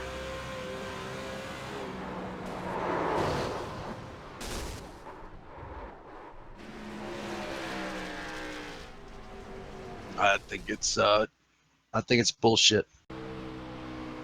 I'm sure we've seen it in the past. The series admins will take a close look at that after the race and make a determination of penalties this week. I know they frown pretty heavy on intentional wrecking carrying on from week to week, you know. I want to see an in-cockpit shot. I want to see what his hands do on the wheel. I can tell you what they do, man. I believe it was here, right? Was it Jack Sprague that wrecked Ron Hornaday? Yeah. The infamous white glove. Well, you're in luck because Johnny Thomas has white gloves. I tell you, he turned that car left and he jerked it back right to spin that car out. Oh, without a doubt. I mean, there's no. That was like not even in the wheelhouse of being an accident. The throttle trace is going to be something that I think we'd all like to see. Yeah, well, you're going to get that replay. Yeah, you get the replay. We can run it through Motec and we can look at that. We have the technology. I'll say another thing too. We haven't seen a car loose out of 4 all night. So. Unfortunately, that's huge implications for our fuel mileage strategies here, where I did not believe many people could make it. So it's going to kind of change the complexion of the race because now everybody can. Well, Sam Close took 2 tires. And the 17, apparently, this came out of the driver's chat, said he forgot how to shift out of his pit stall. Uh-oh. Cost him a lot of time there. 11th. Lost 10 spots. Said he was looking for the right gear and found none. You must have been into 4 low there, Thomas. Well, that's what you want out of pit stall. He must have been like 4 high. Like the wrong 4 high. Like 4 high. Well, we have Drew Eisen right now, who's the highest I've seen him all night, sitting P2 right behind leader Sam Close and your point leader right now. I kind of think Drew Eisenman, or actually, I'm going to say Paul Ross. I think is going to be sitting in the catbird seat, depending on what lane Sam decides to choose. Yeah, I'm not sure why the 500 took 2. That's kind of an odd decision. He had a good enough car to actually. I mean, he was sitting 6th or 7th. He had a good enough car to drive back to the front. Well, Thomas, he's got to win, so he's in kind of the position where he can throw the dice a little bit. Carlos Acosta is warning the field he's going to be racing with one eye, so there's that. I think he has hard enough time racing with 2 eyes. Oh boy, we're off the rails tonight, folks. Oh, did I actually hit the push the talk button for that? No, you're fine. Meant to do a whisper there, Trey. Oh, sorry. Looks like the chat's determining their own interpretation of that wreck. You have at that one. I'm pretty sure our point's been made clear. And I'm just gonna sit here and stare at the floor. Wish I could get my best John Honda off there, Matt. That would have been good for that situation. Well, I can tell you, Johnny Thomas is not the only one that's got 2 X's because I'm currently drinking a Dos Equis myself. That sounds like a good idea, Trey. I have to go find me something here. Little 2 X's in the booth. Better than a 4X. Oh, this 4X, it's when you double fist Dos Equis. Oh, And Oh, you grab some good shine. And I can't do that and push to talk at the same time. You gotta use your tongue. Your tongue. Use my tongue. Or you could just use voice activation at that point. But Not Matt, allowed you here. keep licking your keyboard over there, so. I like the taste. Yeah. Sometimes I find some cheesies. Oh, Matt, No. stop it. Producer, mute his mic. Anyway, we're lined up. Obviously, the booth is having a grateful Memorial Day today. I mean, can you not? It's just. Actually, but you want to take it pretty easy, you know? All jokes aside, the racing's been very good tonight, very competitive. So hopefully, close finish. Hopefully, we'll see. Yeah, close finish here with 17 to go when we finish green. Like you said, I'm thinking maybe Paul Ross, Jess Story looking to steal one. Maybe Drew Eisman if we can get a good restart here. I'll tell you what, Paul Ross got a good jump. He left right there with him. Producer says, don't count Cameron Rich out. I'm telling you, that's going to be hell of a comeback. Yeah, he's going to need a caution, I think. Yeah, he's 3 wide, taking it through 1 and 2. Oh, as he gets a got little bit loose pinched. and almost ender. Yeah. They might have tried to come 3 wide, but he's going to have to settle for an early withdrawal. Man, I'm looking at 77. I'm looking at that 18. Yeah. You know, Paul Ross is aggressive, and he's going to get the most that car has here at the end. And he's usually very good on the short run and these fixed setups. Oh, somebody's just made his resurgence here. The 14, Kevin Finn. He's got right up to the battle right now. The 33 and the 7. See if he can make his way back up there to the top 3. And that 14 kind of been quiet after that first long pit stop of the night. Like you said, finally working his way back in the top 10.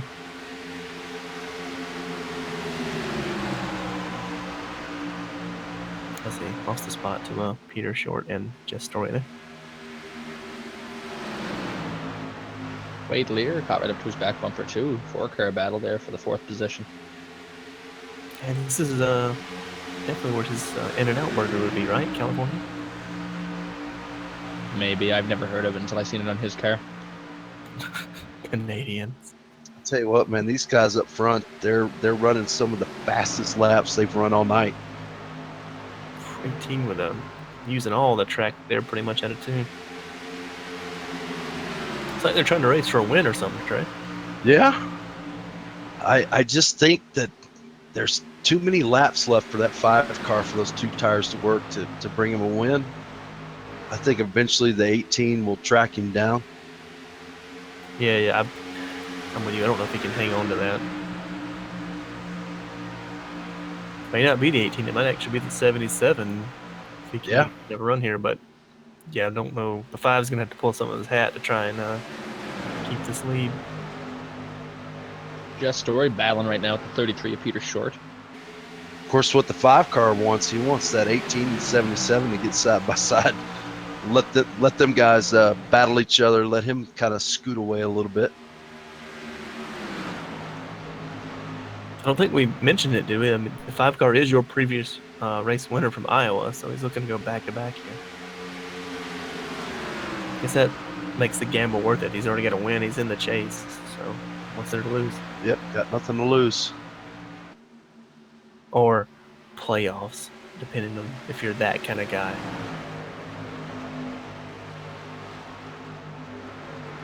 I think we should just do the last race at Talladega. Let everybody could be back in the finals. All right, socialist. Man, Kevin and Rich stuffed it down into turn 3 underneath Kevin Finn. I thought they were going to wreck it there. They did He's a good up to job. 8th. So Yeah, he's up to 8th. But I still think he's going to need a caution, I think. He's going to take the 6th position away there now, too, from Kevin Finn. picked up 2 spots on 1 lap there. I don't know. Might Sam be- Close, he might be the genius here. Those times up front have kind of leveled out. He was actually a little faster than the 18 car that time around. Why are we always wrong? Because if we were always right, We'd be driving. Yeah, well, yeah. Oh, 30-30 still going at it here, side by side. I saw the 33 was swatting Beasley a couple of laps back. He seems to have got her under control now, though. I think he's moved from Bees to Hornets now. So these side by side battles just gonna allow that 17 to reel these guys in as well. Oh, 41 and 89 had some big incident off of turn 4 that last lap. 41 got slung sideways in front of the rest of the field. It was in 13th. He's now cycling up to the 15th position, 16th now. Got used up a little bit then. Never even took him to dinner first, I don't think. Oh boy, that's bad. 17 gonna try and follow the 33 in around the 7 here. Those Heisentech teammates are flying through the field. Still got to catch the boss man up there though. Currently running P3. He doesn't even need wings. He's up there running P3. Actually, Drew's kind of falling off the back of Paul Ross here as he's trying to try and keep up with Sam. But like you said, Trey, lap time's kind of leveled off a little bit here. Yeah, we'll see. We get, 10 to go now. If Sam can maintain that gap, I'm still not convinced that he will. Wait, 3 in Lear the in the wall wall. there. As we're at 9 to go this time, so Yeah, but they quietly were and slowly winding. they were 10 to go when I was talking about them, so that's why I said 10 to go. You're supposed to update in the middle of the sentence. Corey Lindsay is coming back from his little bit of drama earlier. He's battling Wade Lear right now for the 9th position. Yeah, I mean that car had a pretty good hit on Race Clark earlier, so good to see that it's still running. I figured he might have had some major straightaway speed handling there. Or Issues. overheating issues too, Thomas. Yeah, well, they've had enough cautions. You probably got that fixed around here since you have a 7-minute pace lap. Good lord, I think tonight would have been a good night for some trivia. Well, that 18 car is just slowly reeling in that 5 car. You better pick it up a little bit, though. Yeah, he needs to pick it up about a tenth. He's about half a tenth faster, but he needs to get it going a little bit more. So should we just radio down and be like, "Oh, we're gonna need you to be like a 10th quicker here, bud." Yeah, I mean, it's easy to do, right? I see it in F1 all the time. They just say go a 10th faster, and bam, they go a 10th faster. Then you have Kimi Räikkönen. Yes, I know what I'm doing. Shut up. Yeah, that time he That's was how you just don't learn. 3 1,000ths quicker. He's gonna have to be quicker than that. Oh, he seems to have taken your hint there, Trey. He seems to be motoring down the backstretch. Yeah, he got a good run out of 2 that time. Almost as fast as Night Ranger. Kevin Finn taking a look under Jeff's story. Not gonna get it done that time out of 4. Really, your only battle at the moment there. Everyone else is kind of settled in. Well, guys, you saw what happened the last time Paul Ross was in a close battle for the lead and closing. Oh boy. Flashback to Atlanta. I tell you what, though, catching him's one thing, passing him's another. Yeah, it's gonna be pretty hard. You're gonna need a lot of track here to make that pass, and I'm sure that 5 car is gonna make it pretty tough. Yeah, it's going to be tough as we got 5 to go at the line.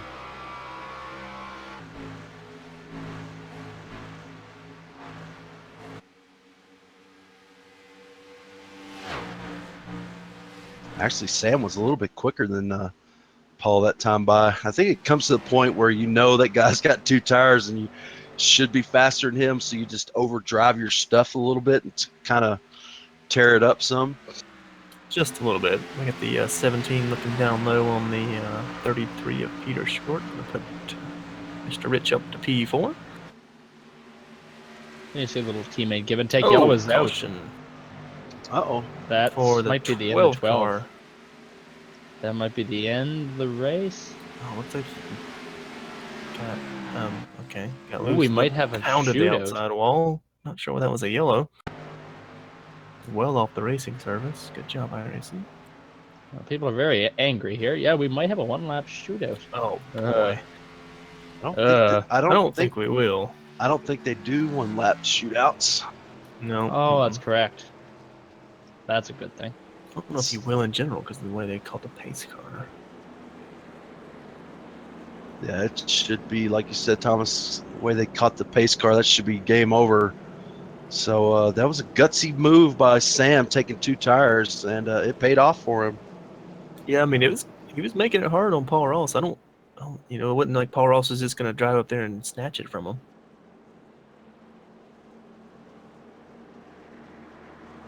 As Richard Lafferty said in chat, that'll do it. Yeah, that's right. Sam Close will be your winner, assuming he can keep it under pace power here. And Johnny Thomas is not on the track, I don't think, so you shouldn't have to worry about that. I don't think that car is going to run for a couple weeks. Hopefully.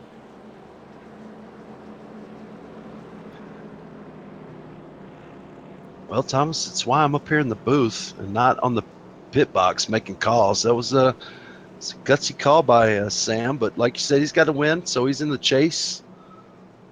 So he's got nothing to lose, and looks like it's going to be 2 in a row for that 5 machine. Yeah, talk about points day. Going to extend his point lead over Drew Eisman just by a couple points, really. I mean, Drew Eisman came home with a P3, so it's not going to be a huge point day for him, but another win, it's going to definitely help your season total there. And good job by that 17 of Cameron Rich. Had that pit road mishap. That last pit stop restarted 11th. Looks like he's going to bring it home 4th. Not the night he wanted. I know he was probably thinking, man, I let one go there, and I would agree with him. But good recovery for a top 5 for that 17 car. Oh, I'm sure he'll be kicking himself for that one. That was really bad. I don't even know what, he said he missed a gear, so whatever happened in pit lane, just a bad circumstance for him. Richard Lafferty and Jensen, the 12 car had a bad balance because his number's in the wrong place. That's true, but that car's had a bad balance even with the number in the right place. So not sure if that's really what happened there. He's always hacking on it, as we can attest, looking at some of the replays.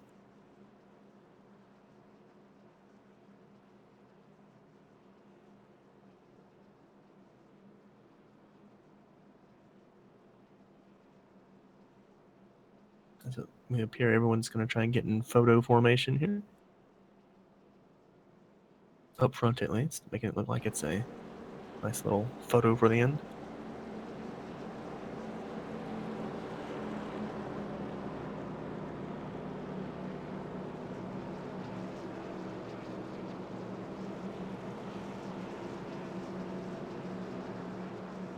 Well, it was a pretty exciting race anyway. Yeah, it had its moments. There was a lot of action. Unfortunately, some Mishaps. not great driving Yeah. for some guys, but that's the way it goes sometimes. Like Trey said, back-to-back for Sam Close. The gamble paid off, and he must be happy, but again, Cameron Rich, not so happy.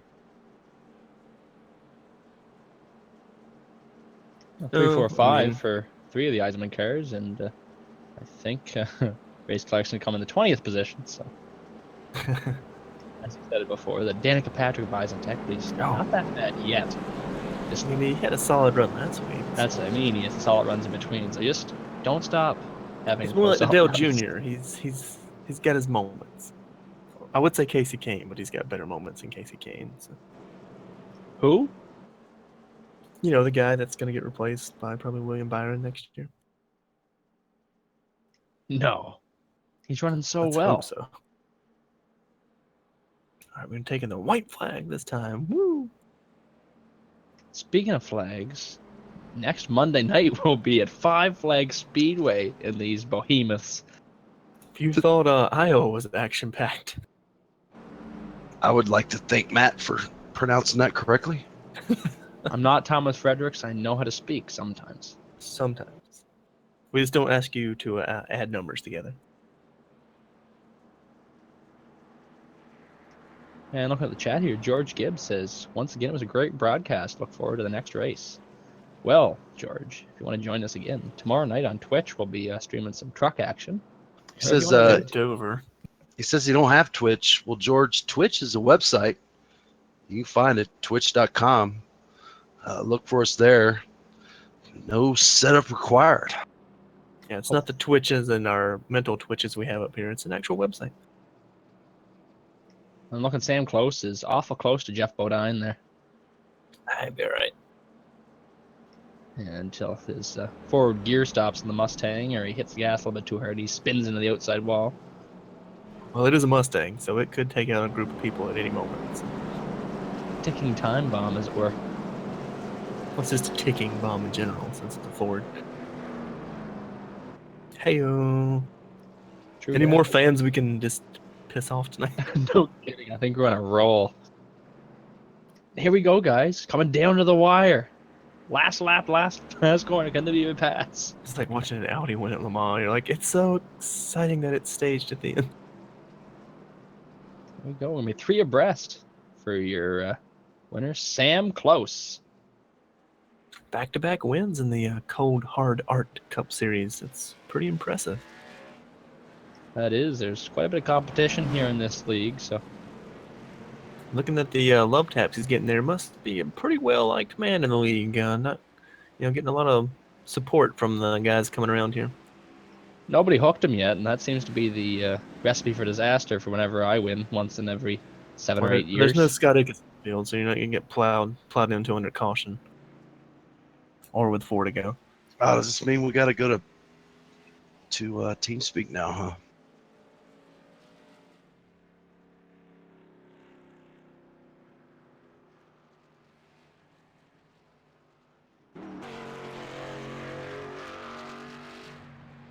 And more. I guess we got to wait for our producer to make the move over to TeamSpeak.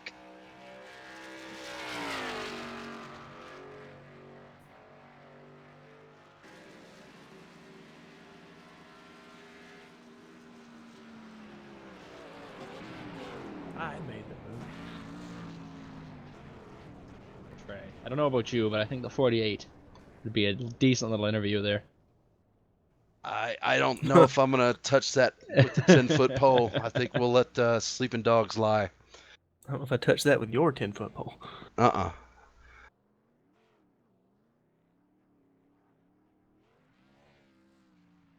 You're a crazy producer.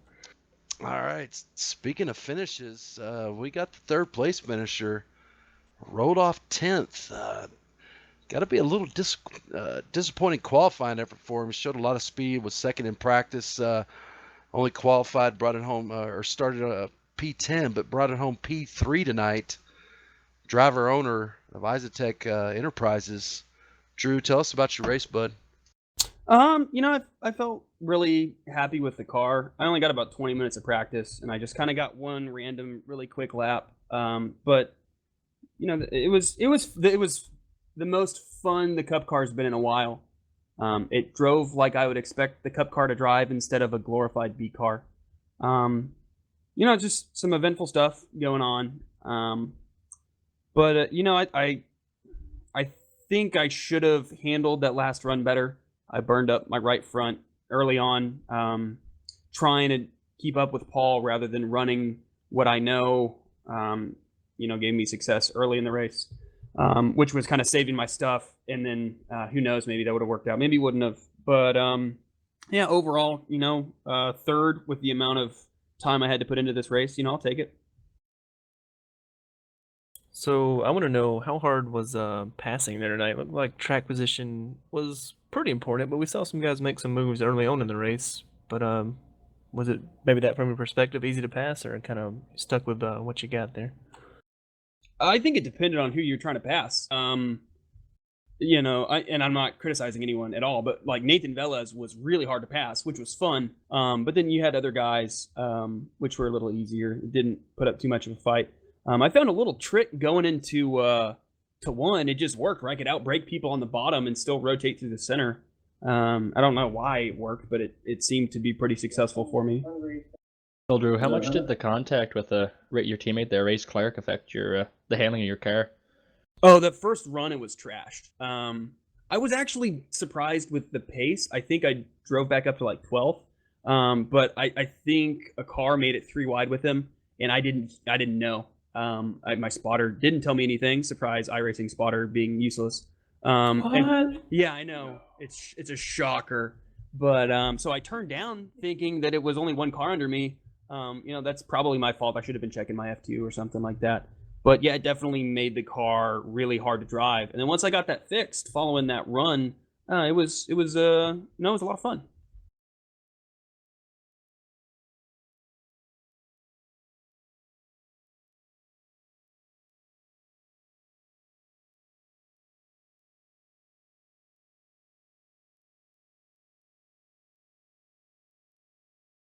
I believe you hit the wrong button on that one, Trey. Oh, yeah, sorry. Yeah, so Drew, we head to Five Flags next week. What are your expectations for the race next week? I want to win, so there's that. But I don't know. I've never driven Five Flags in anything other than a super late model. So Like most people. yeah, so I don't really know. So we will see. I believe Trey called it fighter jets in a stadium, so should be interesting. Yeah. Hey man, one time I raced Scott Speed in the super late models, and he lapped me, but it was okay because I still raced Scott Speed, so I'll take it. Scott Speed. I can one up you here. I wrecked Christopher Bell in a dirt race. So. I got told to politely screw myself by one Ryan Truex, which was awesome. Such a nice guy. Yeah, he's a great dude. That's all right. When I was a rookie and first joined the service, I was in a Legends race with John Henry, and we had some contact, and I ended up cursing him out on the mic, and had Shannon Whitmore come over to private chat and say, "You better watch out. He's one of the owners here." That's how Trey Landry got permabanned from iRacing. That's right, right? Yeah. So we have Trey Landry too. All right, Drew. Well, not a bad race, man. Started 10th, brought it home 3rd. We look forward to seeing you next week.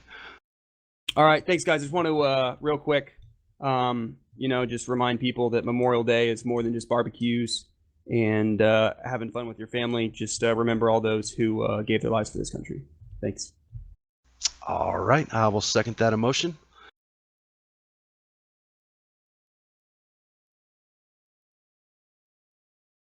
Yeah. All right, I snatched him mid-sentence. He didn't even know he's in the booth, but he's in the booth.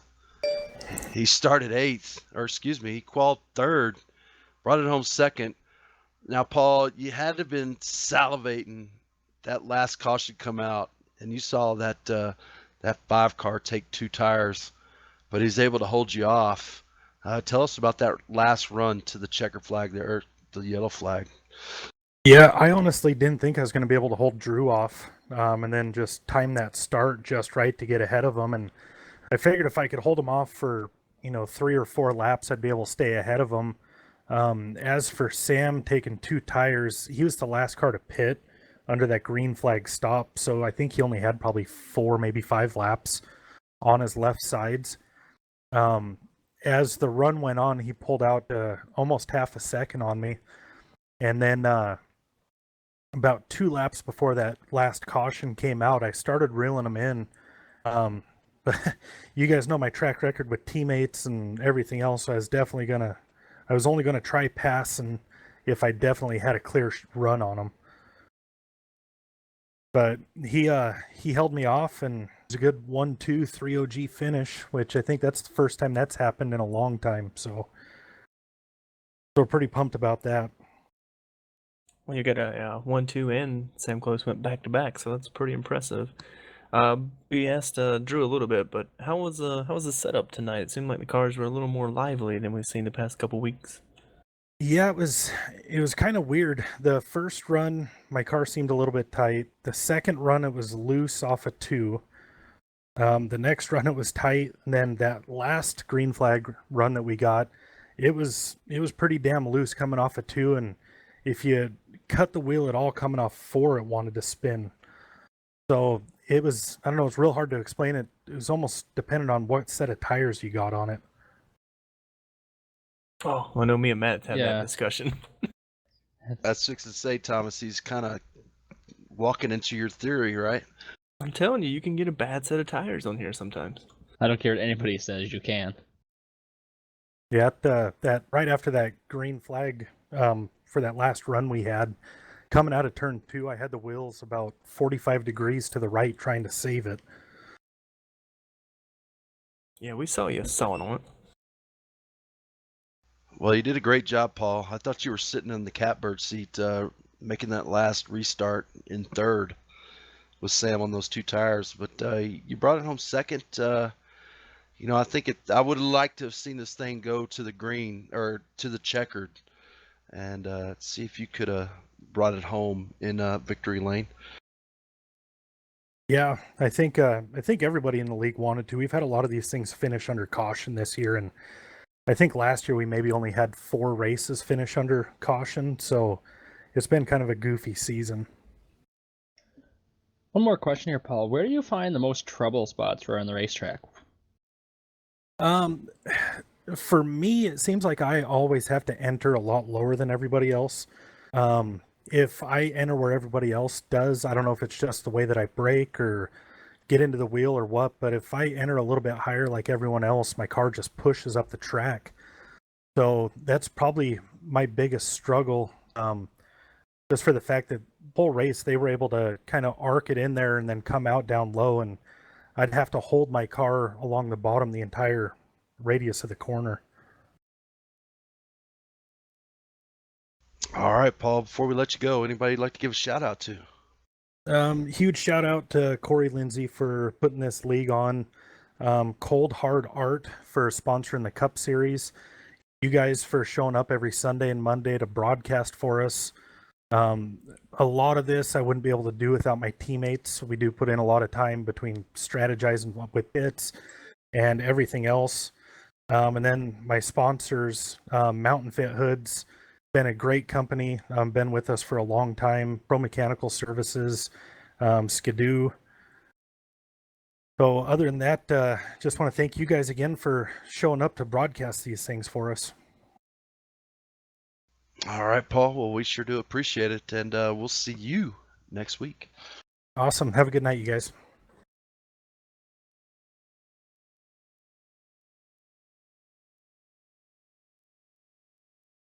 All right, guys, I got him here. Your winner, even though I called, I thought it was going to be doubtful. That last caution came out. Sam Close rolled the dice, taking 2 tires, was able to hold off the hounds and bring it home P1, winner, chicken dinner. Tell us about your race, Sam, and that decision to take 2 tires there at the end. Well, I stayed out a little bit longer than everybody else on that the run before that, so I had a little bit less wear on my left sides. But might as well go for it.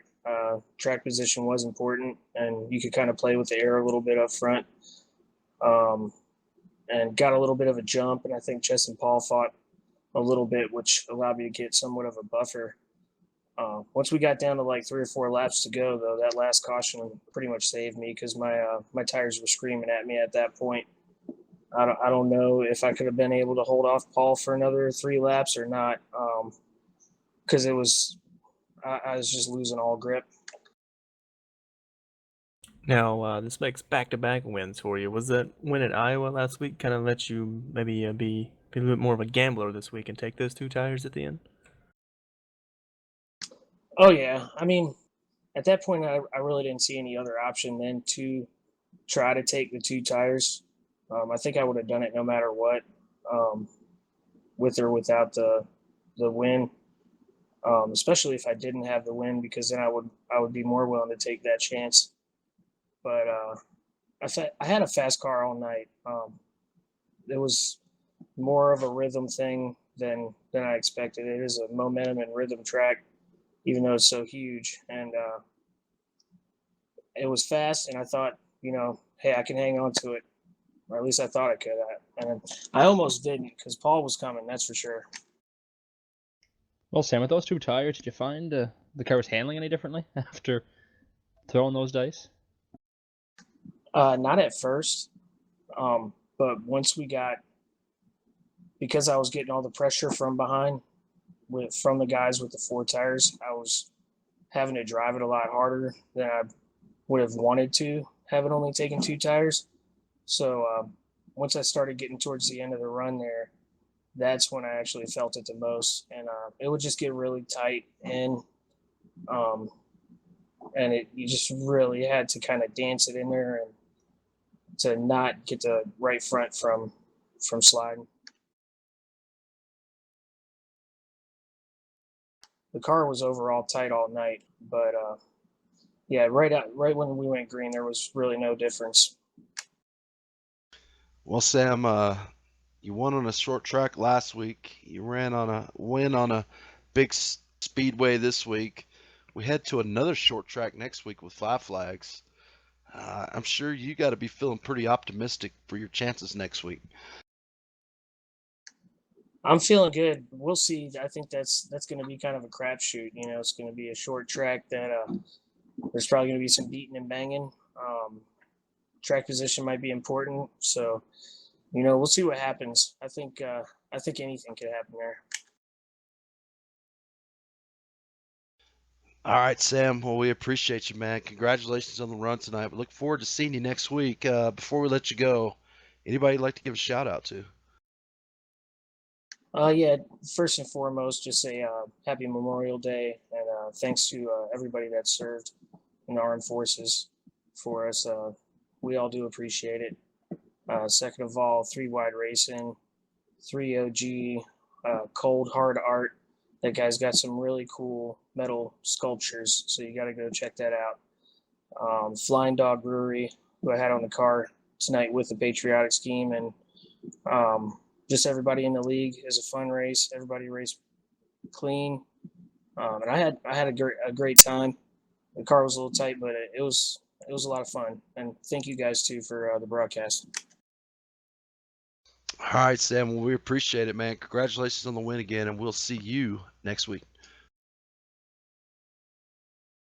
Well, boys, it's our second race of this Memorial Day weekend. I don't personally like to say Happy Memorial Day. I like to say have a grateful Memorial Day. Veteran myself, 21 years in the service. I know there's several veterans here in the 3 Wide Racing, so I'd like to say thank you for your service to the drivers out there, and to any of our viewers. If you're a service member, appreciate your service, because it's the second race we did, boys, and if it wasn't for their sacrifices, we couldn't be enjoying what we did this weekend. So hope everyone had a grateful Memorial Day. I don't think I could wrap it up better than that, Mr. Trey Landry, so we'll leave it at that. If you want to catch us again, we'll be on Twitch tomorrow night for Trucks at Dover. We'll be back live on OCR TV again next Sunday, I believe, for the kickoff of Dirt. And next Monday we'll be at 5 Flags Speedway, like we said, so come watch some fighter jets in the stadium. Until then, we'll see you when we see you. See ya!